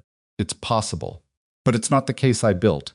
It's a different case, assembled under pressure, with less time, and the knowledge that the network has been monitoring the construction. Marsh has the documentation package, Roman said. The freeze is already filed. The investigation is active. Sandra's testimony matters, but it isn't the only, clearest evidence of intent, Elara said. Without a human witness who is inside and can testify to what was known, and when the transaction records show the fraud, but they don't show it was deliberate versus negligent. Intent is what gets you criminal charges rather than civil penalties. She stopped. Intent is what puts Blackwell in a cell rather than a boardroom. The quiet that followed that sentence had weight. She stood up and went to the window and looked at the city. This far from street level, at this hour, the city was a pattern of lights, without content no individual human being visible, just the aggregate evidence that millions of people were somewhere in all of it, doing the private work of living. She thought about the pension fund, the teachers, the municipal workers, the people whose retirement money had been moved in careful increments beneath reporting thresholds, whose trust in an institution had been the mechanism of its own exploitation. She thought about how long that had been happening before anyone noticed. She thought about how long it would continue if the case landed on civil rather than criminal ground. She thought about the unnamed voice on the phone that afternoon, the ease with which it had delivered its message, the complete absence of anxiety in its delivery, the confidence of someone who knew the architecture of what they were doing. Someone had sent Sandra to her. She turned that over. If Sandra had been a directed approach, a planted source designed to give Elara enough to feel like she had a case while keeping the network informed of exactly what she had then. The question wasn't only what Sandra's testimony was worth. The question was what else had been managed. What other elements of the investigation had been shaped by someone who knew from the beginning where it was heading. She picked up her phone and called Roman again. He was still on the line. The initial case referral, she said. The pension fund. The client who hired me 8 months ago. Roman didn't answer immediately. Pension fund administrator who brought me in, she said. He was specific about Meridian Crest. He named the entity by name, which is unusual. Most clients come in with a pattern they've noticed, not a specific corporate name. She stopped. I thought it was evidence of his own internal investigation. I thought he'd already done preliminary work. Who referred the administrator to you? Roman said. She had thought about this when she'd started the case and dismissed it because the referral had come through her firm's standard channel, a prior client recommendation, 3 removes from anything connected to Meridian Crest. But she had been so focused on building what was in front of her that she had not gone back to ask whether the front itself had been constructed. I need to pull the referral chain, she said. Tonight. Elara. His voice was careful. If the referral was a plant, if this case was directed to you specifically, that changes the calculus on everything. They didn't just monitor your investigation. They designed the conditions that created it. She understood what he was saying. She sat with it for a moment, with the precise attention of someone making sure they were thinking and not reacting. Why, she said, if they could control what I was investigating, why let me build it this far? Why not redirect or suppress it months ago? Because a controlled investigation serves a purpose, Roman said. If you're building a case they know the shape of, they know exactly what evidence exists and what doesn't. They know where the gaps are. They can structure their defenses around a case they helped construct. He paused. An investigator they don't control is unpredictable. An investigator building a case they've shaped is useful, right up until the moment it goes somewhere they can't manage. And I went somewhere they couldn't manage when I found the Foss connection, she said. The Foss connection wasn't in what Sandra gave you. No. It came from you, she stopped. Which is why they called today. Not because my case was complete, because it became something they hadn't built the defenses for. Something that could reach Gerald Foss. The room she was in felt very small suddenly. Not from fear, from the specific compression of understanding, the feeling of a picture becoming clear, while also becoming much larger than you had expected it to be. She had not been a lone investigator stumbling toward a case. She had been, for 8 months, walking down a corridor that someone had constructed for her. And she had built something real inside it, something genuine and solid and legally significant. Corridor had walls she hadn't known were there. Roman, she said, the night you came to my office. You said you'd heard about my investigation and that you were warning me about the documentation vendor. She kept her voice level. How did you hear about my investigation? The pause was very short, but it was there. A contact in the network. Someone who had remained in contact with me after I left, peripherally. They mentioned that there was an analyst named Voss who was getting close to the Meridian Crest structure. He paused. They mentioned it as information, not as a directive. Did they ask you to make contact with me? No. Did they know you were going to? Another pause. I don't know. She closed her eyes. I came to warn you, Roman said. That's what I came to do. But I can't tell you with certainty that the initial information didn't come from someone who wanted me to make contact. I didn't think about it in those terms at the time. I thought about it as information I could use to do something useful. His voice was very even, and she could hear in the evenness the effort it was taking to maintain it. I'm telling you this now because you asked, and because not telling you would be the same as lying. She opened her eyes. The city was still outside the window. The lights were still on. The world had not reconfigured around the information she had just received, because the world did not do that it continued to be itself while the internal landscape rearranged. "If you were sent to me," she said, "very carefully, intentionally or not, then the Foss documentation you gave me is real," he said. "The documentation is real. I compiled it 4 years ago, independently. I can prove provenance." A pause. "But if someone knew I had it and knew I would give it to you when the moment came, then they know I have it now, and they've had time to prepare for it." She pressed her hand flat against the window glass. It was cold. Outside, somewhere below, the city continued its enormous and different operation. "Call this afternoon. They mentioned you by name. They knew you were involved before I told anyone." "Surveillance," Roman said. "Or they knew because they were watching for exactly this development." She pulled her hand from the glass. "I've been managed," she said, not loud. Quiet, the way a true thing sounds when it isn't performed. "Not completely. The documentation is real. The case is real. The fraud is real. The shape of how I got here." She stopped, because the shape of how she'd gotten here also included him. Standing in her office on a Tuesday night, sitting beside her in a ballroom, across a table covered in legal pads, building a map of a network together. His voice on the phone at 1 a.m., steady as a fixed point. She thought about all of it. She thought about what it cost her to think about all of it correctly. She heard him breathing on the other end of the phone. She heard him not speaking, which she recognized as its own form of saying something, the decision to let her think, rather than to fill the silence with reassurance, which was what someone managing her would do. She thought about that, too. "I need to know something," she said. "Yes, and I need you to answer me without calculating what the answer is going to cost you." Breath. "All right? Were you told to find me?" The silence was 4 seconds long. She counted them without deciding to. "No," he said. "I was told about you.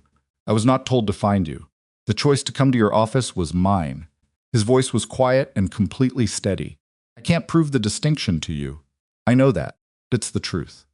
She held the phone against her ear in the cold, quiet room and thought about every instrument she had for measuring truth, the professional ones, built over years of reading people and documents, and the spaces between what was said and what was meant, and she applied all of them to the 4 seconds of silence before his answer, and to the quality of the answer itself. She had been right about things and wrong about things in her life, in proportions she had never been willing to idealize. She thought she was right about this. She wasn't certain. "Sandra needs to get to that address," she said. "The car is already there," he said. "She's in it. I need to get to March first thing in the morning and tell her what I've told you about the referral chain and the cooperation agreement." "I know. If Marsh determines the case is too compromised, then you rebuild it," Roman said. "With what's solid? The transaction records, the Foss documentation, the Blackwell network map. None of that depends on Sandra or the referral. It's a weaker case." "It's a real case," he said.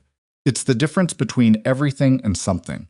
She stood in the room for a long time after she ended the call. She thought about the dress her mother had chosen. She thought about Vivian's face on the dance floor, the uncalculating happiness of someone who didn't know what was underneath the ground she was standing on. She thought about the Foss folder that Roman had set on a table in a secondary office that afternoon, the documentation she had wanted for 4 months, appearing in the hand of the person she had least expected to trust and most needed to. She thought about how much of what she believed she had built might have been built on ground someone else had prepared. She went to the small desk in the corner of the room and opened her laptop and pulled the referral chain file, the administrative record of how the original client engagement had come to her. And she began, at 2:30 in the morning, in a room that smelled like someone else's institutional life, to trace backwards through the thing she thought she had started and find where it had actually begun. An hour in, she found it. The pension fund administrator, a man named Carl Hedges, 61, 14 years with the fund, conscientious bureaucrat with no visible connection to anything larger than his own career, had been referred to Elara's firm by a consulting intermediary.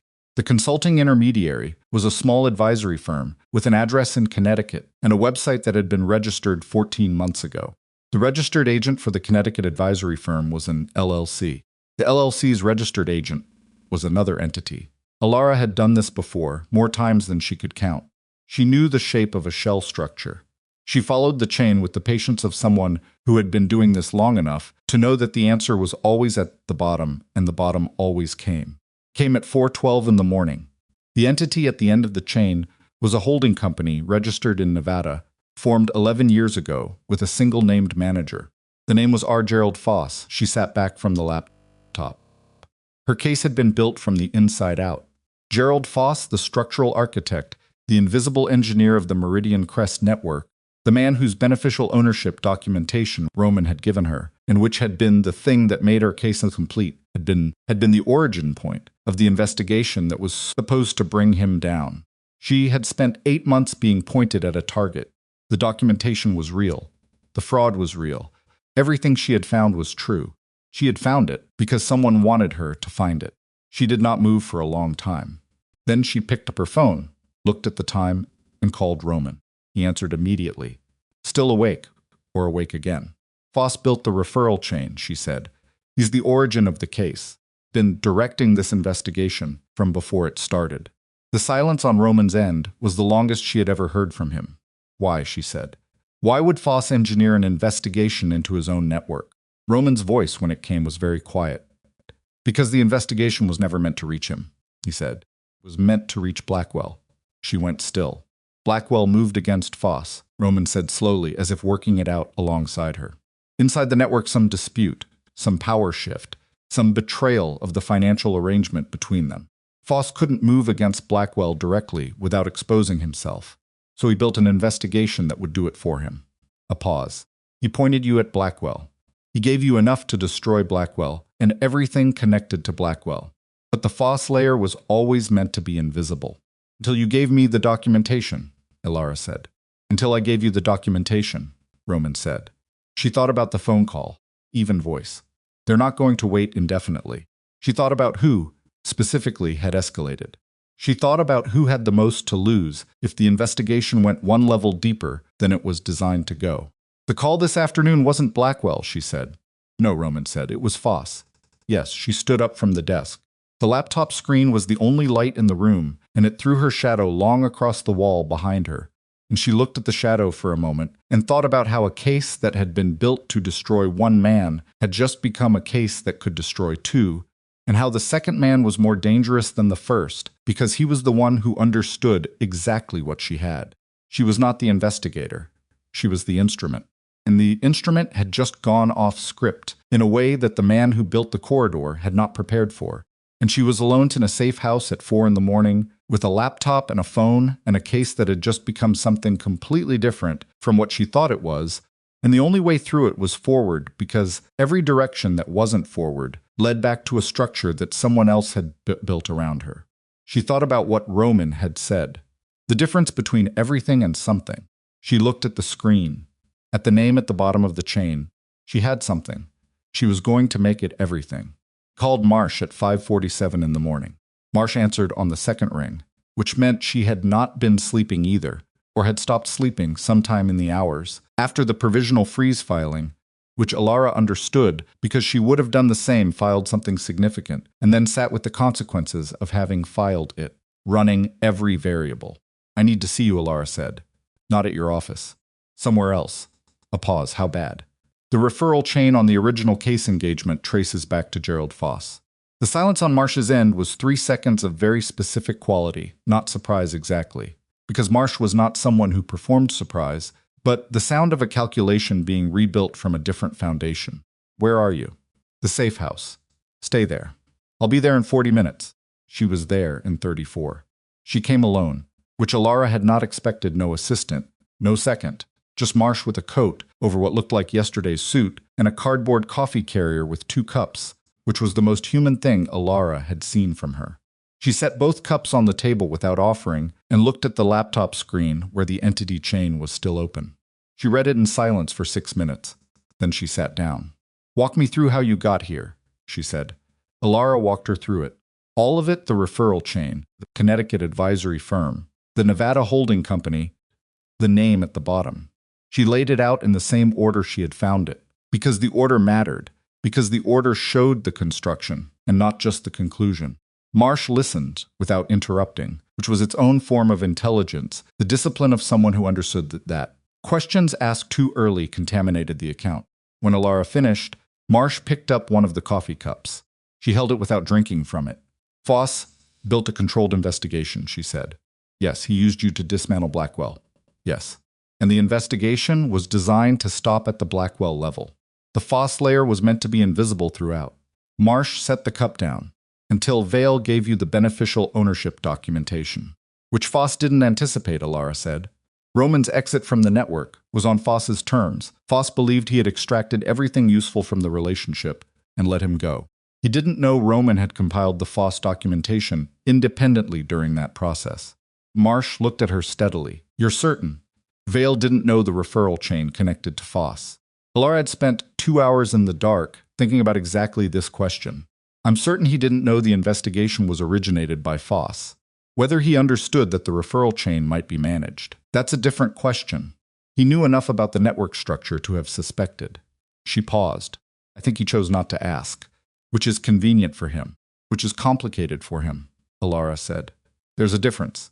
Marsh looked at her for a moment with an expression that was professionally neutral and personally specific. You trust him. I trust that the documentation he gave me is real and independently sourced. I trust that his account of his exit from the network is substantially accurate. Whether he made every decision with complete transparency, she stopped.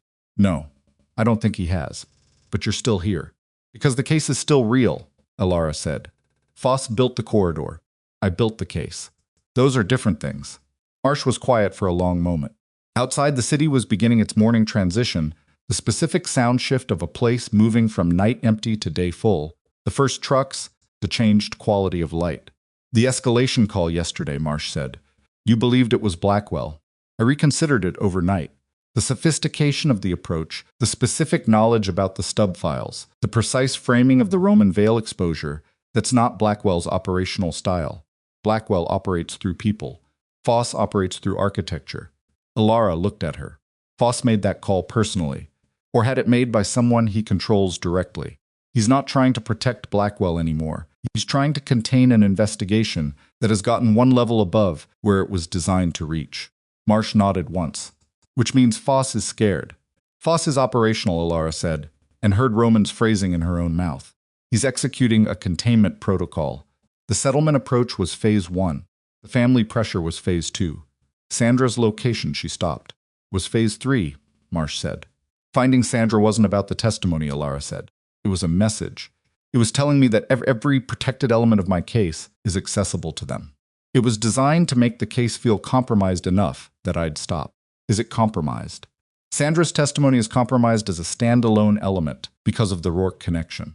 Everything else is solid. Elara looked at her directly. You have the package? You have the freeze? You have the Foss beneficial ownership documentation. Case exists and it's real. What Foss is trying to do is make it feel unwinnable, so I withdraw before you can act on what you have. Marsh looked at her for a long moment, then she said, The Hartwell Gala. Elara blinked. What? 3 nights from now. The Hartwell Foundation annual charity event. It's the single largest gathering of the financial establishment in this city outside of formal conference settings. Adrian Blackwell is on the host committee. Gerald Foss attends every year. He uses it for relationship maintenance. It's documented in his known associate pattern. Marsh paused. Marcus Patterson will be there. Approximately 200 potential witnesses to whatever happens in that room. Elara understood what Marsh was describing. You want to serve the indictments at the gala, she said. I want to arrest Adrian Blackwell and Marcus Patterson in a room full of people who have spent years believing they were untouchable, Marsh said. I want Gerald Foss to watch it happen, knowing that he is next, and that there is nothing he can build between now and when my office gets to him. Her voice was even throughout. I want it to be public, because public is what makes it impossible to manage. Foss can contain a quiet arrest. He cannot contain 200 witnesses. Elara sat with the indictments. You can move that fast. The provisional freeze gave me emergency jurisdiction. I've been working this network from my end for 14 months. Your package filled the gaps I couldn't close. Marsh's jaw was set. I can have indictments ready in 72 hours. The question is whether you're willing to be in that room when it happens. Why do you need me in the room? Because Foss will be watching for federal movement, and he's sophisticated enough to identify it. If he sees my people move on Blackwell without context, he disappears before we can build the secondary case against him. Marsh looked at her directly. But if you're in that room, if you're visible, if Foss can see you and understand that you know exactly what you found last night, then his attention is on you. His calculation in that moment is about you, not about the exits. Elara understood. She was being asked to be the distraction. She was being asked to stand in a room with Gerald Foss and let him look at her and know that she knew, while Marsh's people closed the doors around him. If Foss identifies what's happening before the arrests are complete, she said. Gets complicated, Marsh said. Yes, complicated is one word, the accurate one. We'll have people in the room. You won't be alone. Marsh paused. But I won't pretend there's no risk. Foss is not a man who accepts containment passively. Elara looked at the laptop screen, at the name at the bottom of the chain that she had found at 4 in the morning, in a room that smelled like institutional cleaner. She thought about the people whose pension money was in the middle of this, the teachers, the municipal workers, the people who would never be in a room like the Hartwell Gala, who would never know the specific shape of what had been done to them or how it ended. I'll be there, she said. She called Roman, from the lobby of the safe house building, standing in the gray morning with her coat pulled close, the city moving around her in its early-hour purposefulness. The Hartwell Gala, she said when he answered. 3 nights. Marsh is moving on Blackwell and Patterson there. She wants me in the room. Pause. As a target. As a distraction. She needs Foss's attention fixed on something while the arrests happen. Foss will know the moment you walk in. That's the point. His breath came through the phone. Not quite a sound, more the sense of it. You understand what Foss does when he's cornered. I understand what happens if he isn't cornered in a public space with 200 witnesses, she said. He disappears. He's built his entire career on disappearing. If Marsh moves on him quietly, he has 3 layers of insulation between himself and any charge she can file. She needs him in that room, reacting, making decisions under pressure. She paused. He's the architect, Roman. He designed the whole structure. The only way to get him is to make him react faster than he can design. And you're the thing that makes him react. I'm the person who found what he thought was invisible, she said. Yes. Another pause, longer this time. I'm going to be in that room. Marsh doesn't get to decide that. His voice was quiet and completely certain. I'll be there as a private citizen attending a public charity event. She can't exclude me. And if Foss moves toward you before the arrests are complete, I need to be between you and him. She stood on the sidewalk and thought about arguing this. She thought about what it cost her not to. Don't make it visible, she said. Make contact with Marsh's people. Don't do anything that makes Foss look somewhere other than at me. Understood, Roman. She stopped. Yes. The night you came to my office. Whatever the conditions were that brought you there, I need you to know that it doesn't change what you gave me. The Foss documentation is real. The map we built is real. Whatever else is complicated, that part isn't. The silence on his end had a quality she was beginning to be able to read accurately. Thank you, he said. Not performed. Just the 2 words, placed exactly where they needed to be. She went back inside. The next 72 hours were the kind of hours that compressed themselves dense with specific work, stripped of everything that wasn't directly functional. She met with Marsh twice more. She went through the documentation package a final time, looking for anything that could be challenged on chain of custody grounds and hardening every point she found. She gave a 7-hour recorded statement that Marsh's team used to construct the prosecutorial narrative.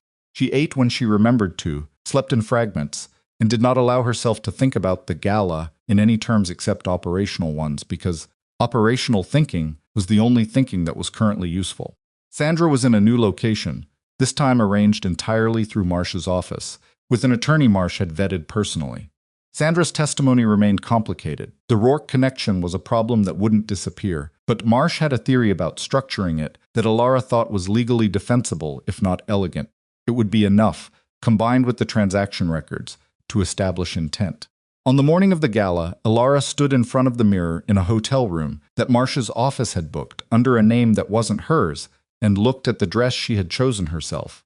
It was dark blue, structured at the shoulder, and it fit the way she had always dressed when the choice was entirely hers, with the quiet authority of someone who had stopped apologizing for taking up space. She had bought it 3 months ago for a different occasion, and it had sat in her closet, still in the bag, while she worked. She had not worn it yet. She put it on. She thought about the oyster beige dress her mother had handed her 5 nights ago. She did not think about it for long. The Hartwell Foundation event was held in a ballroom on the 42nd floor of a hotel in Midtown, the kind of room with a ceiling that required its own architectural decision and windows that showed the city as a grid of light and distance. It was, Elara thought, as she arrived, the exact kind of room where the people in it had been telling each other for years that they were the reason the city worked. She recognized faces from her documentation, not just Blackwell and Patterson, other names, other entities, the satellite population of a financial ecosystem that had organized itself around the assumption of its own permanence. They stood with their drinks and their practiced social fluency, and they looked at each other, and they looked at each other, and they did not know that the floor was already moving beneath them. She checked in at the registration table and received her name badge and walked into the room. She found Blackwell in the first 30 seconds. He was standing with the group near the east windows, holding a whiskey glass, and performing ease with the specific overdetermination of someone working to perform it. He did not see her immediately. She found Patterson 3 seconds after that. He was closer to the center of the room, in conversation with two men she didn't recognize from her documentation new faces, which she noted and would give to Marsh later. She did not find Foss. She moved through the room with deliberate visibility, not aggressive, not performing anything, just present in a way that made her findable to anyone looking. She took a glass from a passing server and held it without drinking, and let herself be a thing that could be seen. She felt him before she saw him. Not in any mystical sense, in the very practical sense of a room's attention shifting, the way people who are adjacent to power unconsciously reorient. She turned toward the shift. Gerald Foss was 67 years old and looked like someone who had designed his appearance to be forgettable medium height, gray suit, the unremarkable face of a man who had spent decades being underestimated by people who looked for danger in obvious packages. He was standing near the bar with a glass of water, and he was looking directly at her. He had been looking at her for long enough that she had felt it before she turned. She held his gaze. He smiled, not warmly, with the specific quality of someone who is communicating information rather than emotion. He raised his glass of water approximately an inch, the most minimal possible gesture of acknowledgement, and then he looked away and resumed his conversation with the man beside him as if she were of no particular interest. Her pulse was elevated. She was aware of it with the clarity of someone who had learned, over years, to use elevated pulse as information rather than fighting it. He had seen her, and he had not run, which meant he was still in his own calculation of whether the situation was manageable. He did not yet know that the exits were being covered. She needed him in that calculation for 11 more minutes. Marsh had given her the timeline that morning, repeated it twice, which meant it mattered. 11 minutes from Elara's visible entry into the room for Marsh's people to complete their positioning. After that, the arrests could proceed at any moment Marsh chose. Elara's job was to stay visible and let Foss watch her, and let him believe that whatever he was planning to do about her presence, he had time to do it. 8 minutes in, Blackwell saw her. The change in his face was immediate and informative, not just surprise, something underneath surprise, the rapid collapse of an assumption he had been maintaining. He had believed, she understood, that the settlement approach had worked, that her silence in the days since the call had been capitulation rather than preparation. He excused himself from his group with a gesture that was too quick and crossed toward her with his drink in his hand and his jaw tight. "Ms. Voss," he said. His voice was low and controlled. "I didn't know you were on the guest list." "I support the foundation," she said. "I have for several years." His eyes moved over her face, reading it, looking for the thing that would tell him how much she knew and in what configuration. She gave him nothing, not defiance, not nerves, just the steady regard of someone who had already made every relevant decision and was now simply present in the aftermath of having made them. "We should talk," he said. "I don't think we have much to talk about, Adrian." The use of his first name landed. She saw it land. He was accustomed to the formality that established hierarchy. He used first names. Others used his last, and she had inverted it with complete casualness, which communicated more than anything she could have said directly. "The situation you've put yourself in," he said, lower now, "is more complicated than you understand." "I understand it precisely," she said, "which is why I'm here." His eyes moved past her, scanning the room, and she knew he was looking for Foss. She kept her body still so that her awareness of that search didn't show. She needed him here talking to her, not moving toward Foss. "There are people in this room," Blackwell said, "who have resources you cannot imagine. People who have been managing situations like this for 30 years," she said. "I know. Gerald Foss has been doing it for 30 years. She watched his face do something. She hadn't expected something fast and involuntary, a micro-expression of fear that passed in less than a second, but had been genuinely present. The thing about someone who's been managing situations for 30 years, she continued, is that they get very confident in the architecture. They stop accounting for variables they didn't build. Blackwell stared at her. You were a variable Foss built, she said quietly. I was a variable he thought he built. Roman Vale was the variable he forgot to account for. She watched Blackwell's face process. This watched the specific sequence of a man understanding in real time that he had been a managed piece in someone else's game, rather than the player he believed himself to be. It moved through him like a physical thing, something that started in his eyes and ended somewhere in the set of his shoulders. He said very quietly, just the name. He pointed me at you, she said. 18 months ago. He built the referral chain that brought me the case.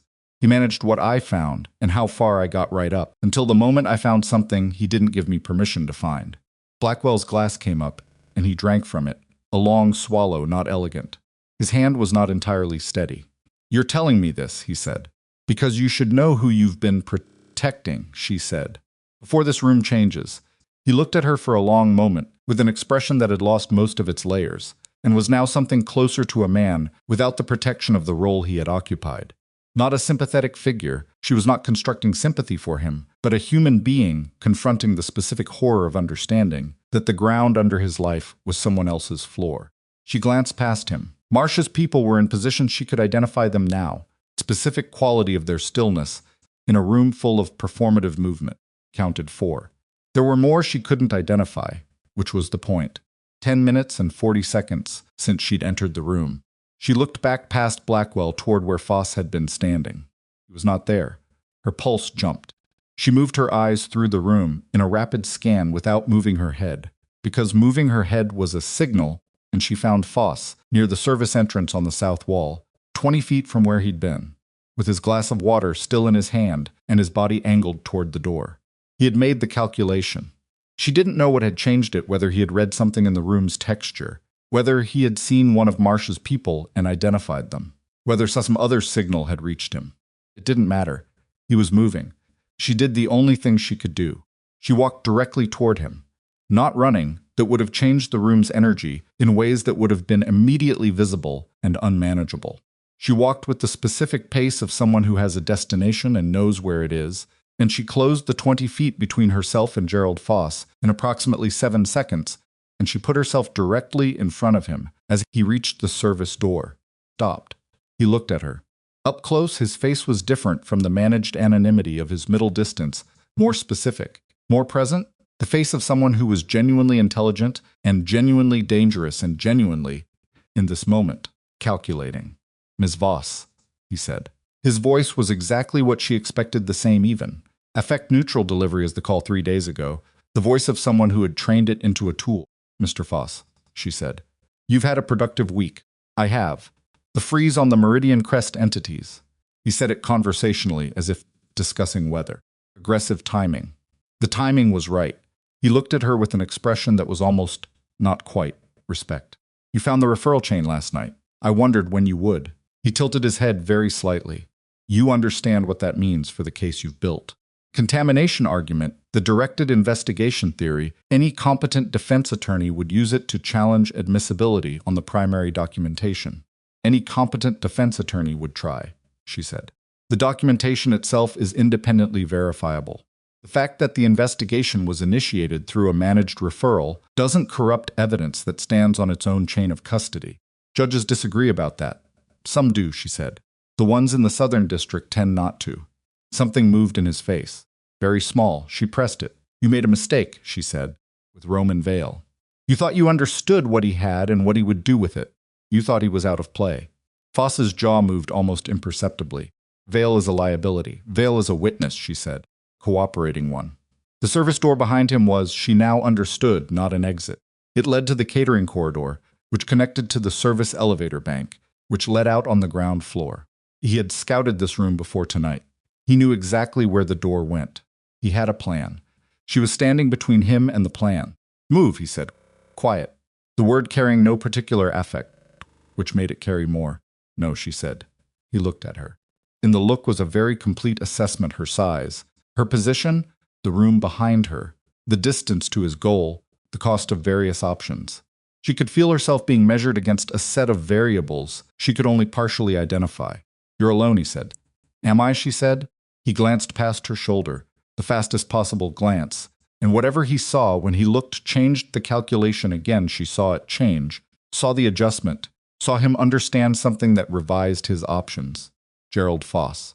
Marsh's voice came from 8 feet behind Elara, clear and carrying in the room's ambient sound.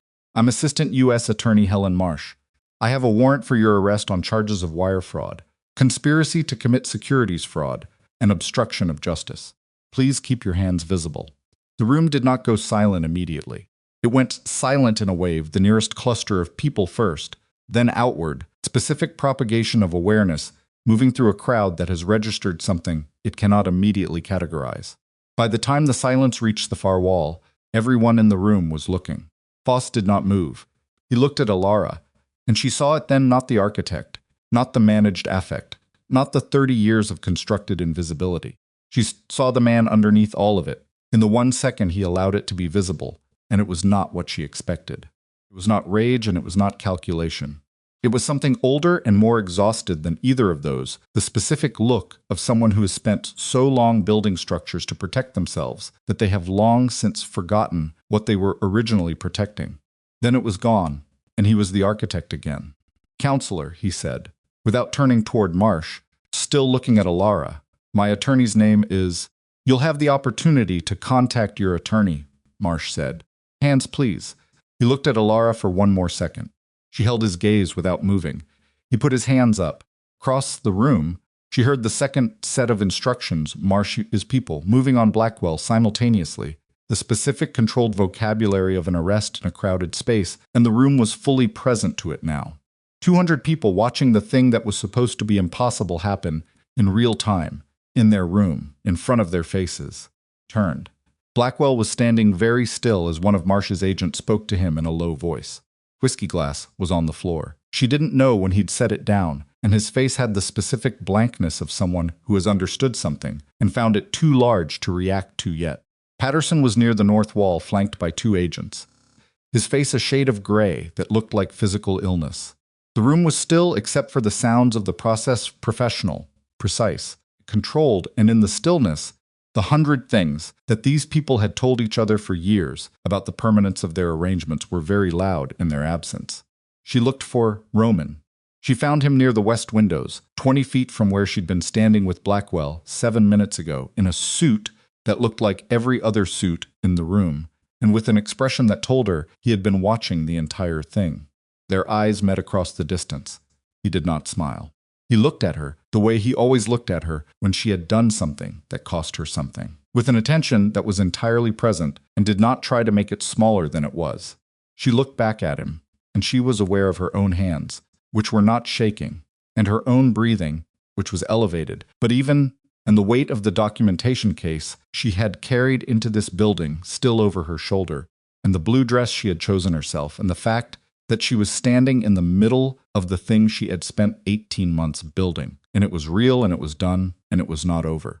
Because Foss was in cuffs, and Blackwell was in cuffs, and the room was full of witnesses, and Marsh was doing what Marsh did, which was exactly what she had told Elara she would do, precisely and without deviation, and all of that was true, and all of that was real.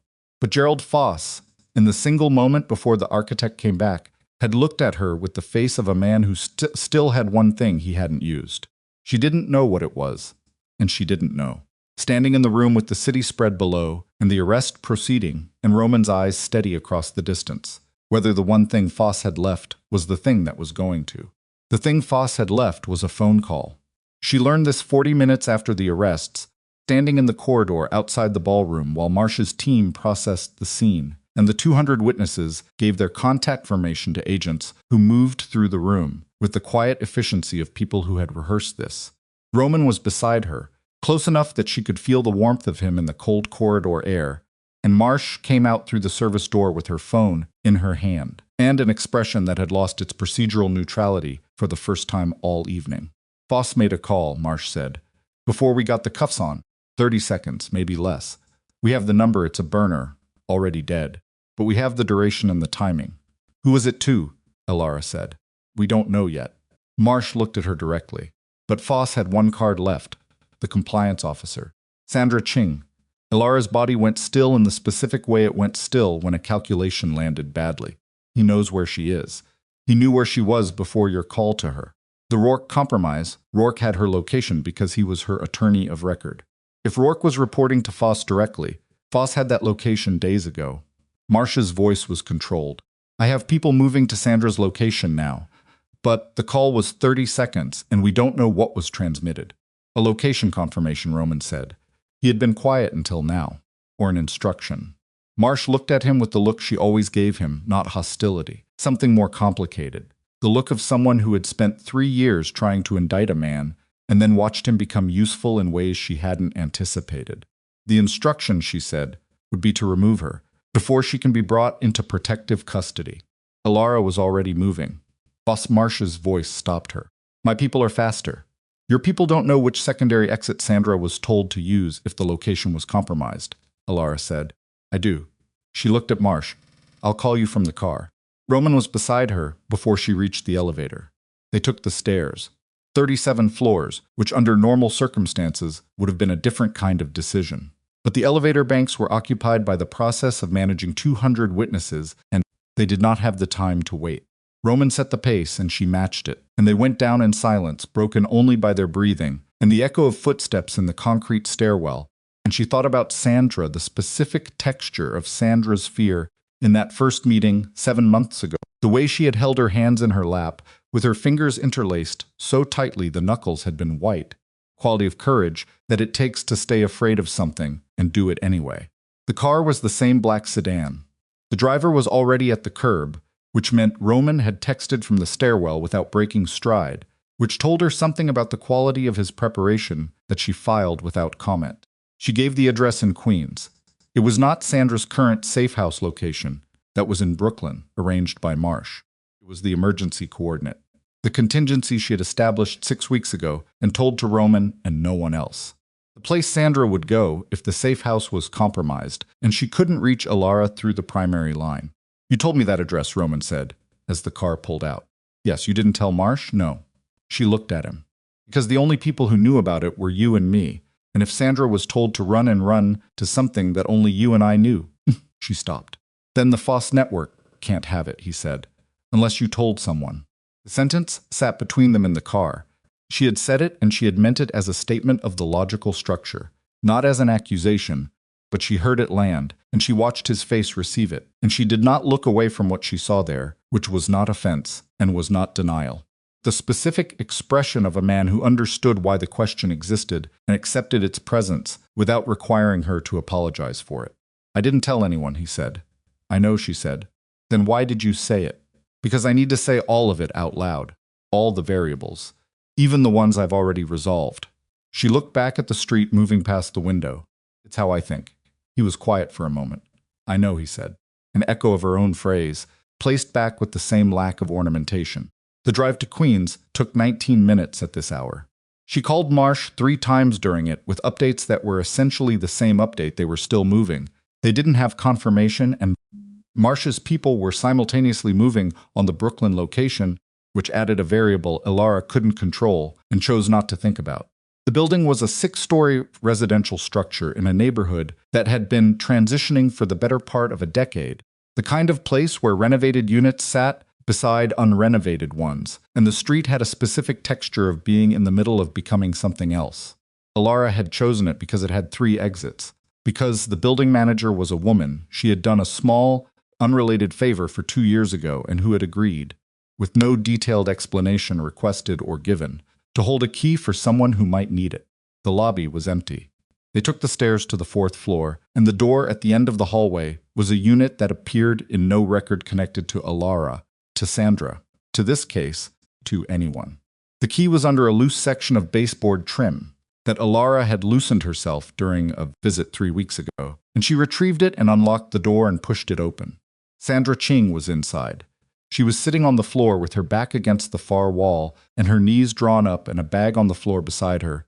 And when the door opened, she made a sound that was not a word, the sound of someone who has been holding themselves very still against a fear and has just received information that revises the threat level. She looked at Elara and then at Roman and then back at Elara. How long have you been here? Elara said. An hour. Sandra's voice was compressed. Maybe more. I left as soon as I saw the car outside. The secondary exit, like you said. She swallowed. There was someone at the front entrance when I came out the back. I don't know if they saw me. They didn't follow you here. How do you know? Because no one knew this address except Roman and me.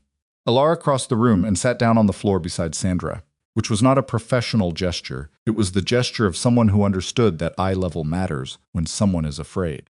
Gerald Foss was arrested tonight. Adrian Blackwell and Marcus Patterson were arrested at the same time. Done.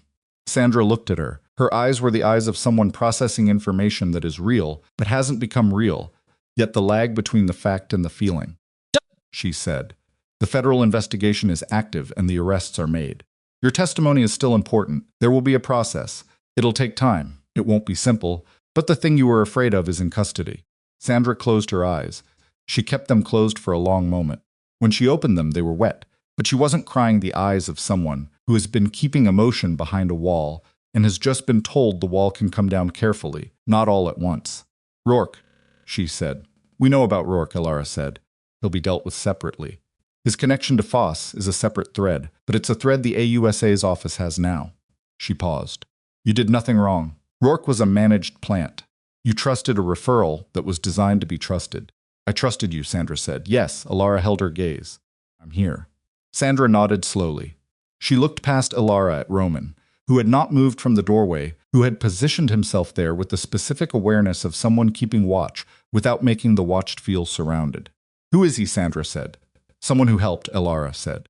Sandra looked at him for a moment, with the assessing attention of someone who has spent 18 months being very careful about who to trust. Then she looked back at Elara. Okay, she said, simply. The word of someone choosing to extend credit on the basis of the person vouching, not the person vouched for.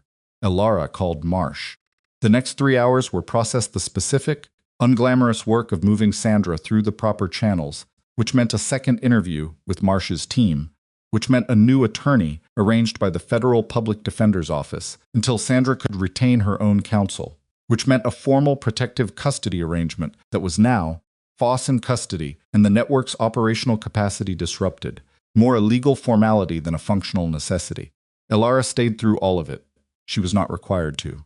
She stayed because Sandra had spent 7 months being afraid largely alone, and the least she could do was be present for the part where it stopped. Roman waited in the corridor outside the interview room for 2 hours without complaint. She brought him a coffee from the machine down the hall at the 1-hour mark, and he accepted it with a look that she had learned to read as gratitude in the specific language of someone who expressed gratitude through not making it into an event. At 2 in the morning, Marsh came out of the interview room and found Elara in the corridor. Good, Marsh said. Her testimony is solid on the intent question. The Rourke issue is manageable. I'll disclose it proactively and frame it as evidence of the network's scope rather than a weakness in our case. She paused. It's an aggressive red, but it's a defensible one. Hold, Elara said. I think so too.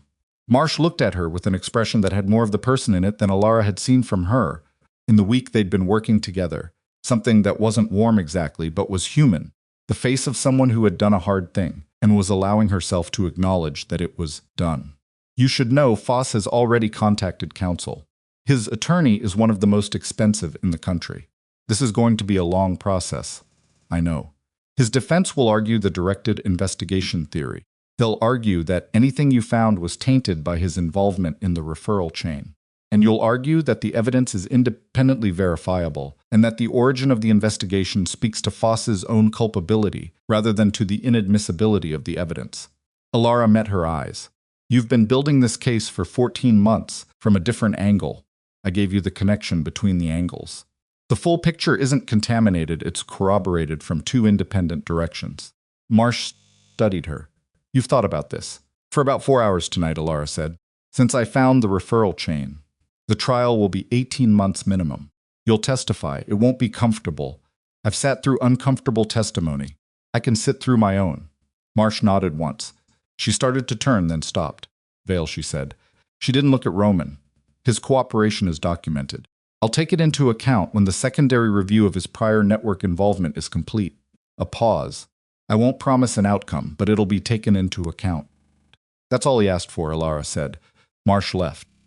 She drove Sandra to the protected location herself, not alone, with two of Marsh's people in a second car behind them, and she walked Sandra to the door of a safe apartment that smelled like new paint and had a window that faced a courtyard and did not face the street. Sandra stood in the doorway with her bag over her shoulder and looked at Elara. Is it over? She said. The part where you're afraid of a car outside your building? Elara said. Yes.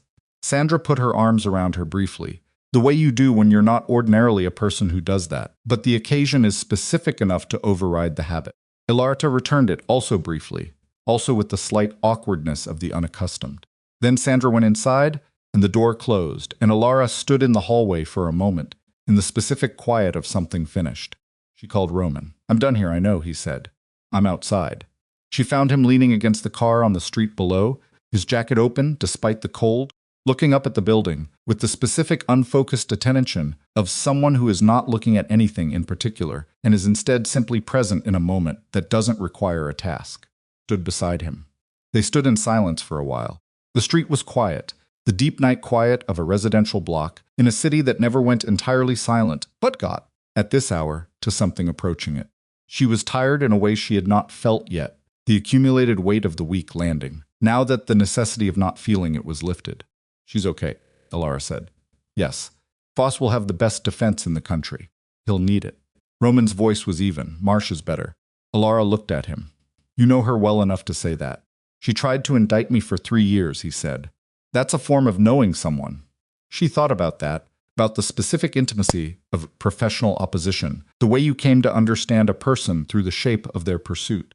She thought about what those 3 years had been like for Roman, being the subject of Helen Marsh's attention, and she thought about the fact that his response to it had been respect rather than resentment. She said, your cooperation will be taken into account, Elara said. I heard.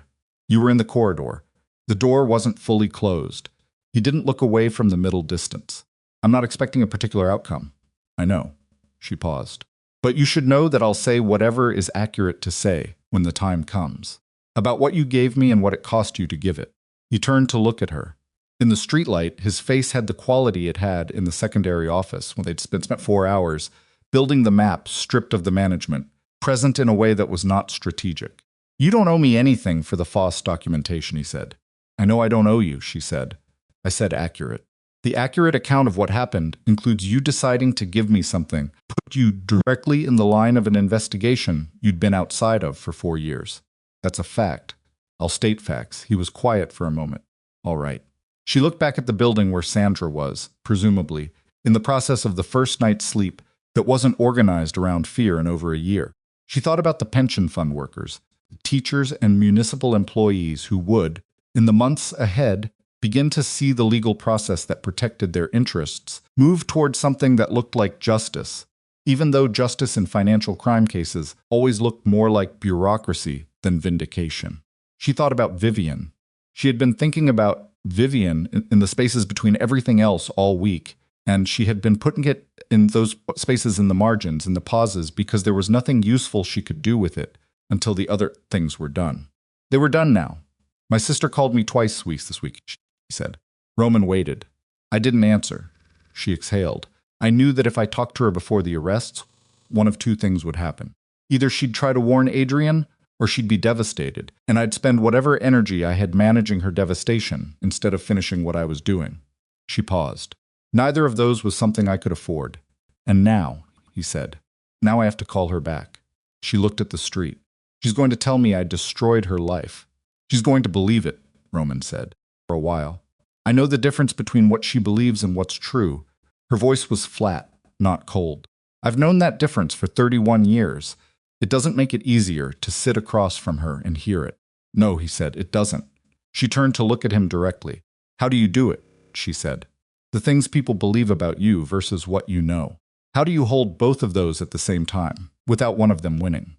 He thought about this with the seriousness she'd come to expect from him, not treating the question as rhetorical, not deflecting it with self-deprecation, actually considering it. You decide which one you're responsible for, he said. You're not responsible for what people believe. You're responsible for what you actually did and what you actually do. He paused. The rest is noise.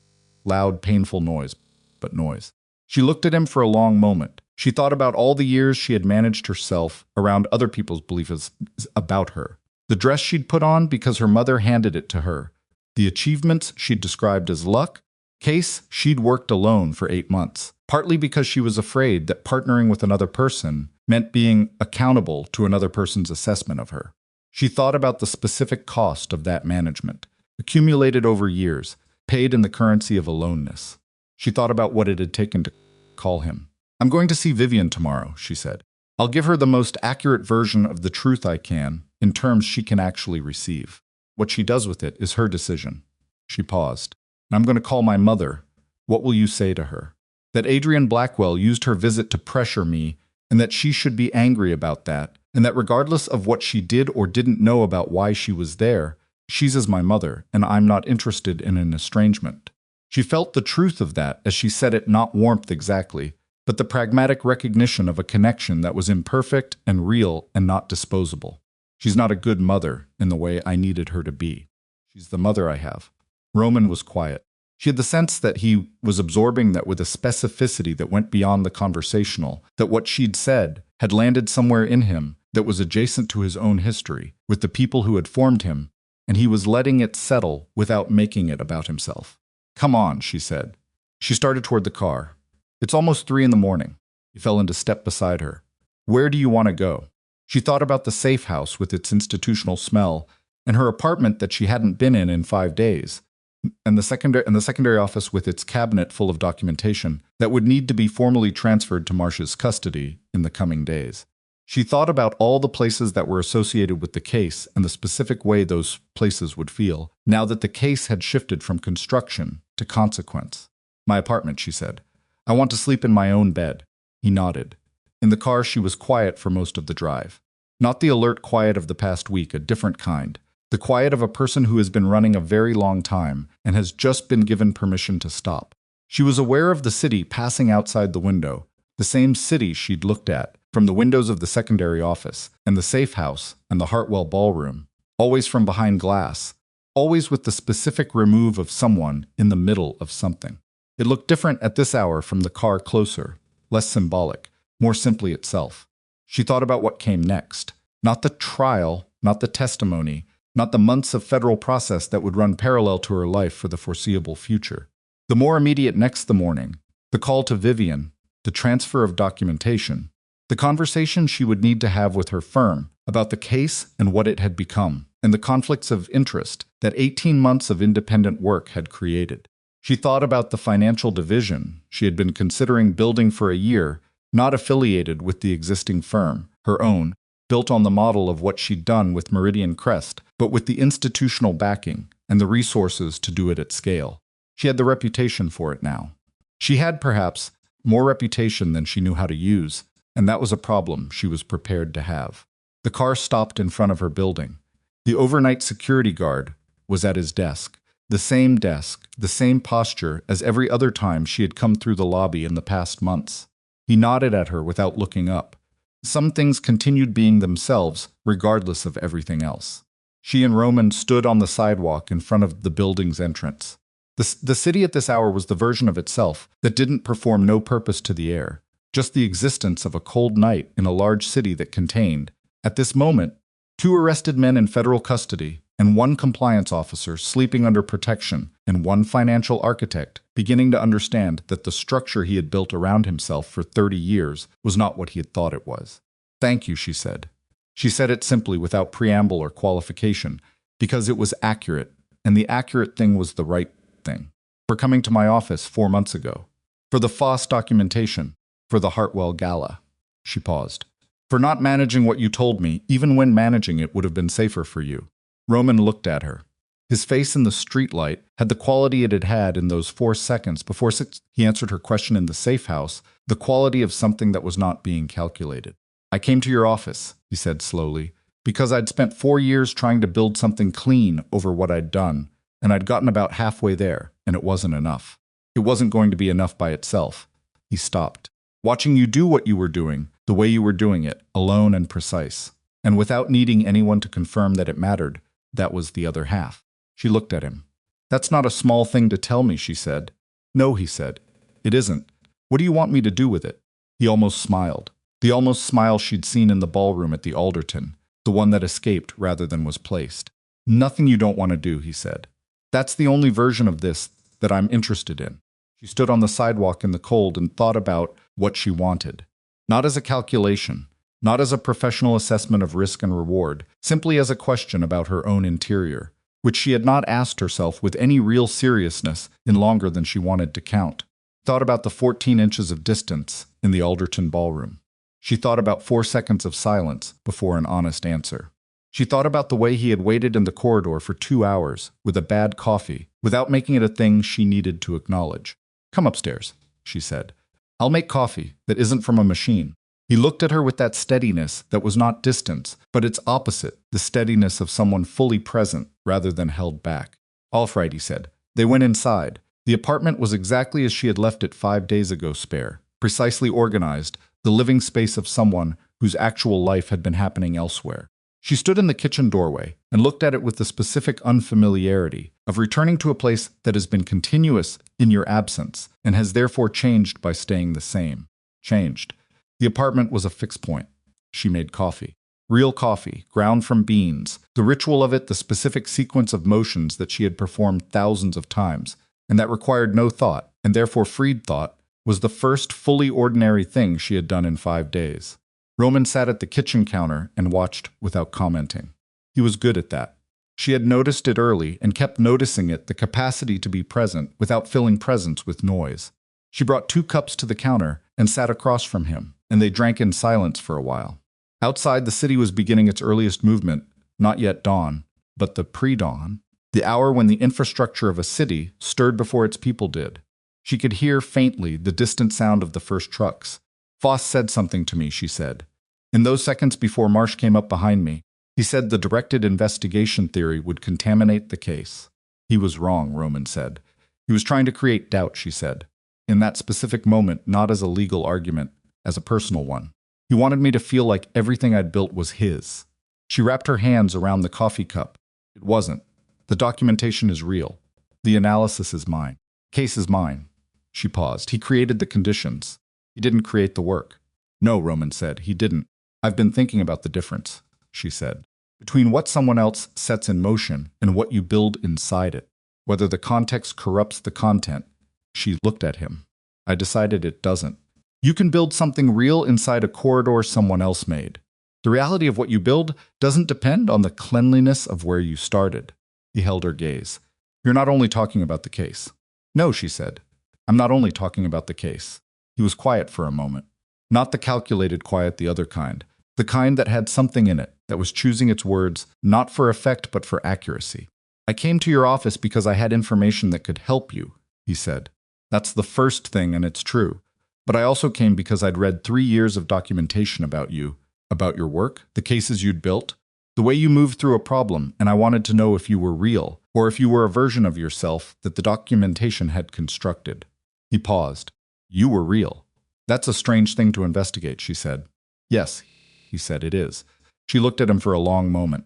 Kitchen was quiet and warm, and outside the window the sky was beginning, very gradually, to do the thing it did every morning, the slow, unglamorous process of becoming light, not arriving, not transforming, just becoming, incrementally and without announcement.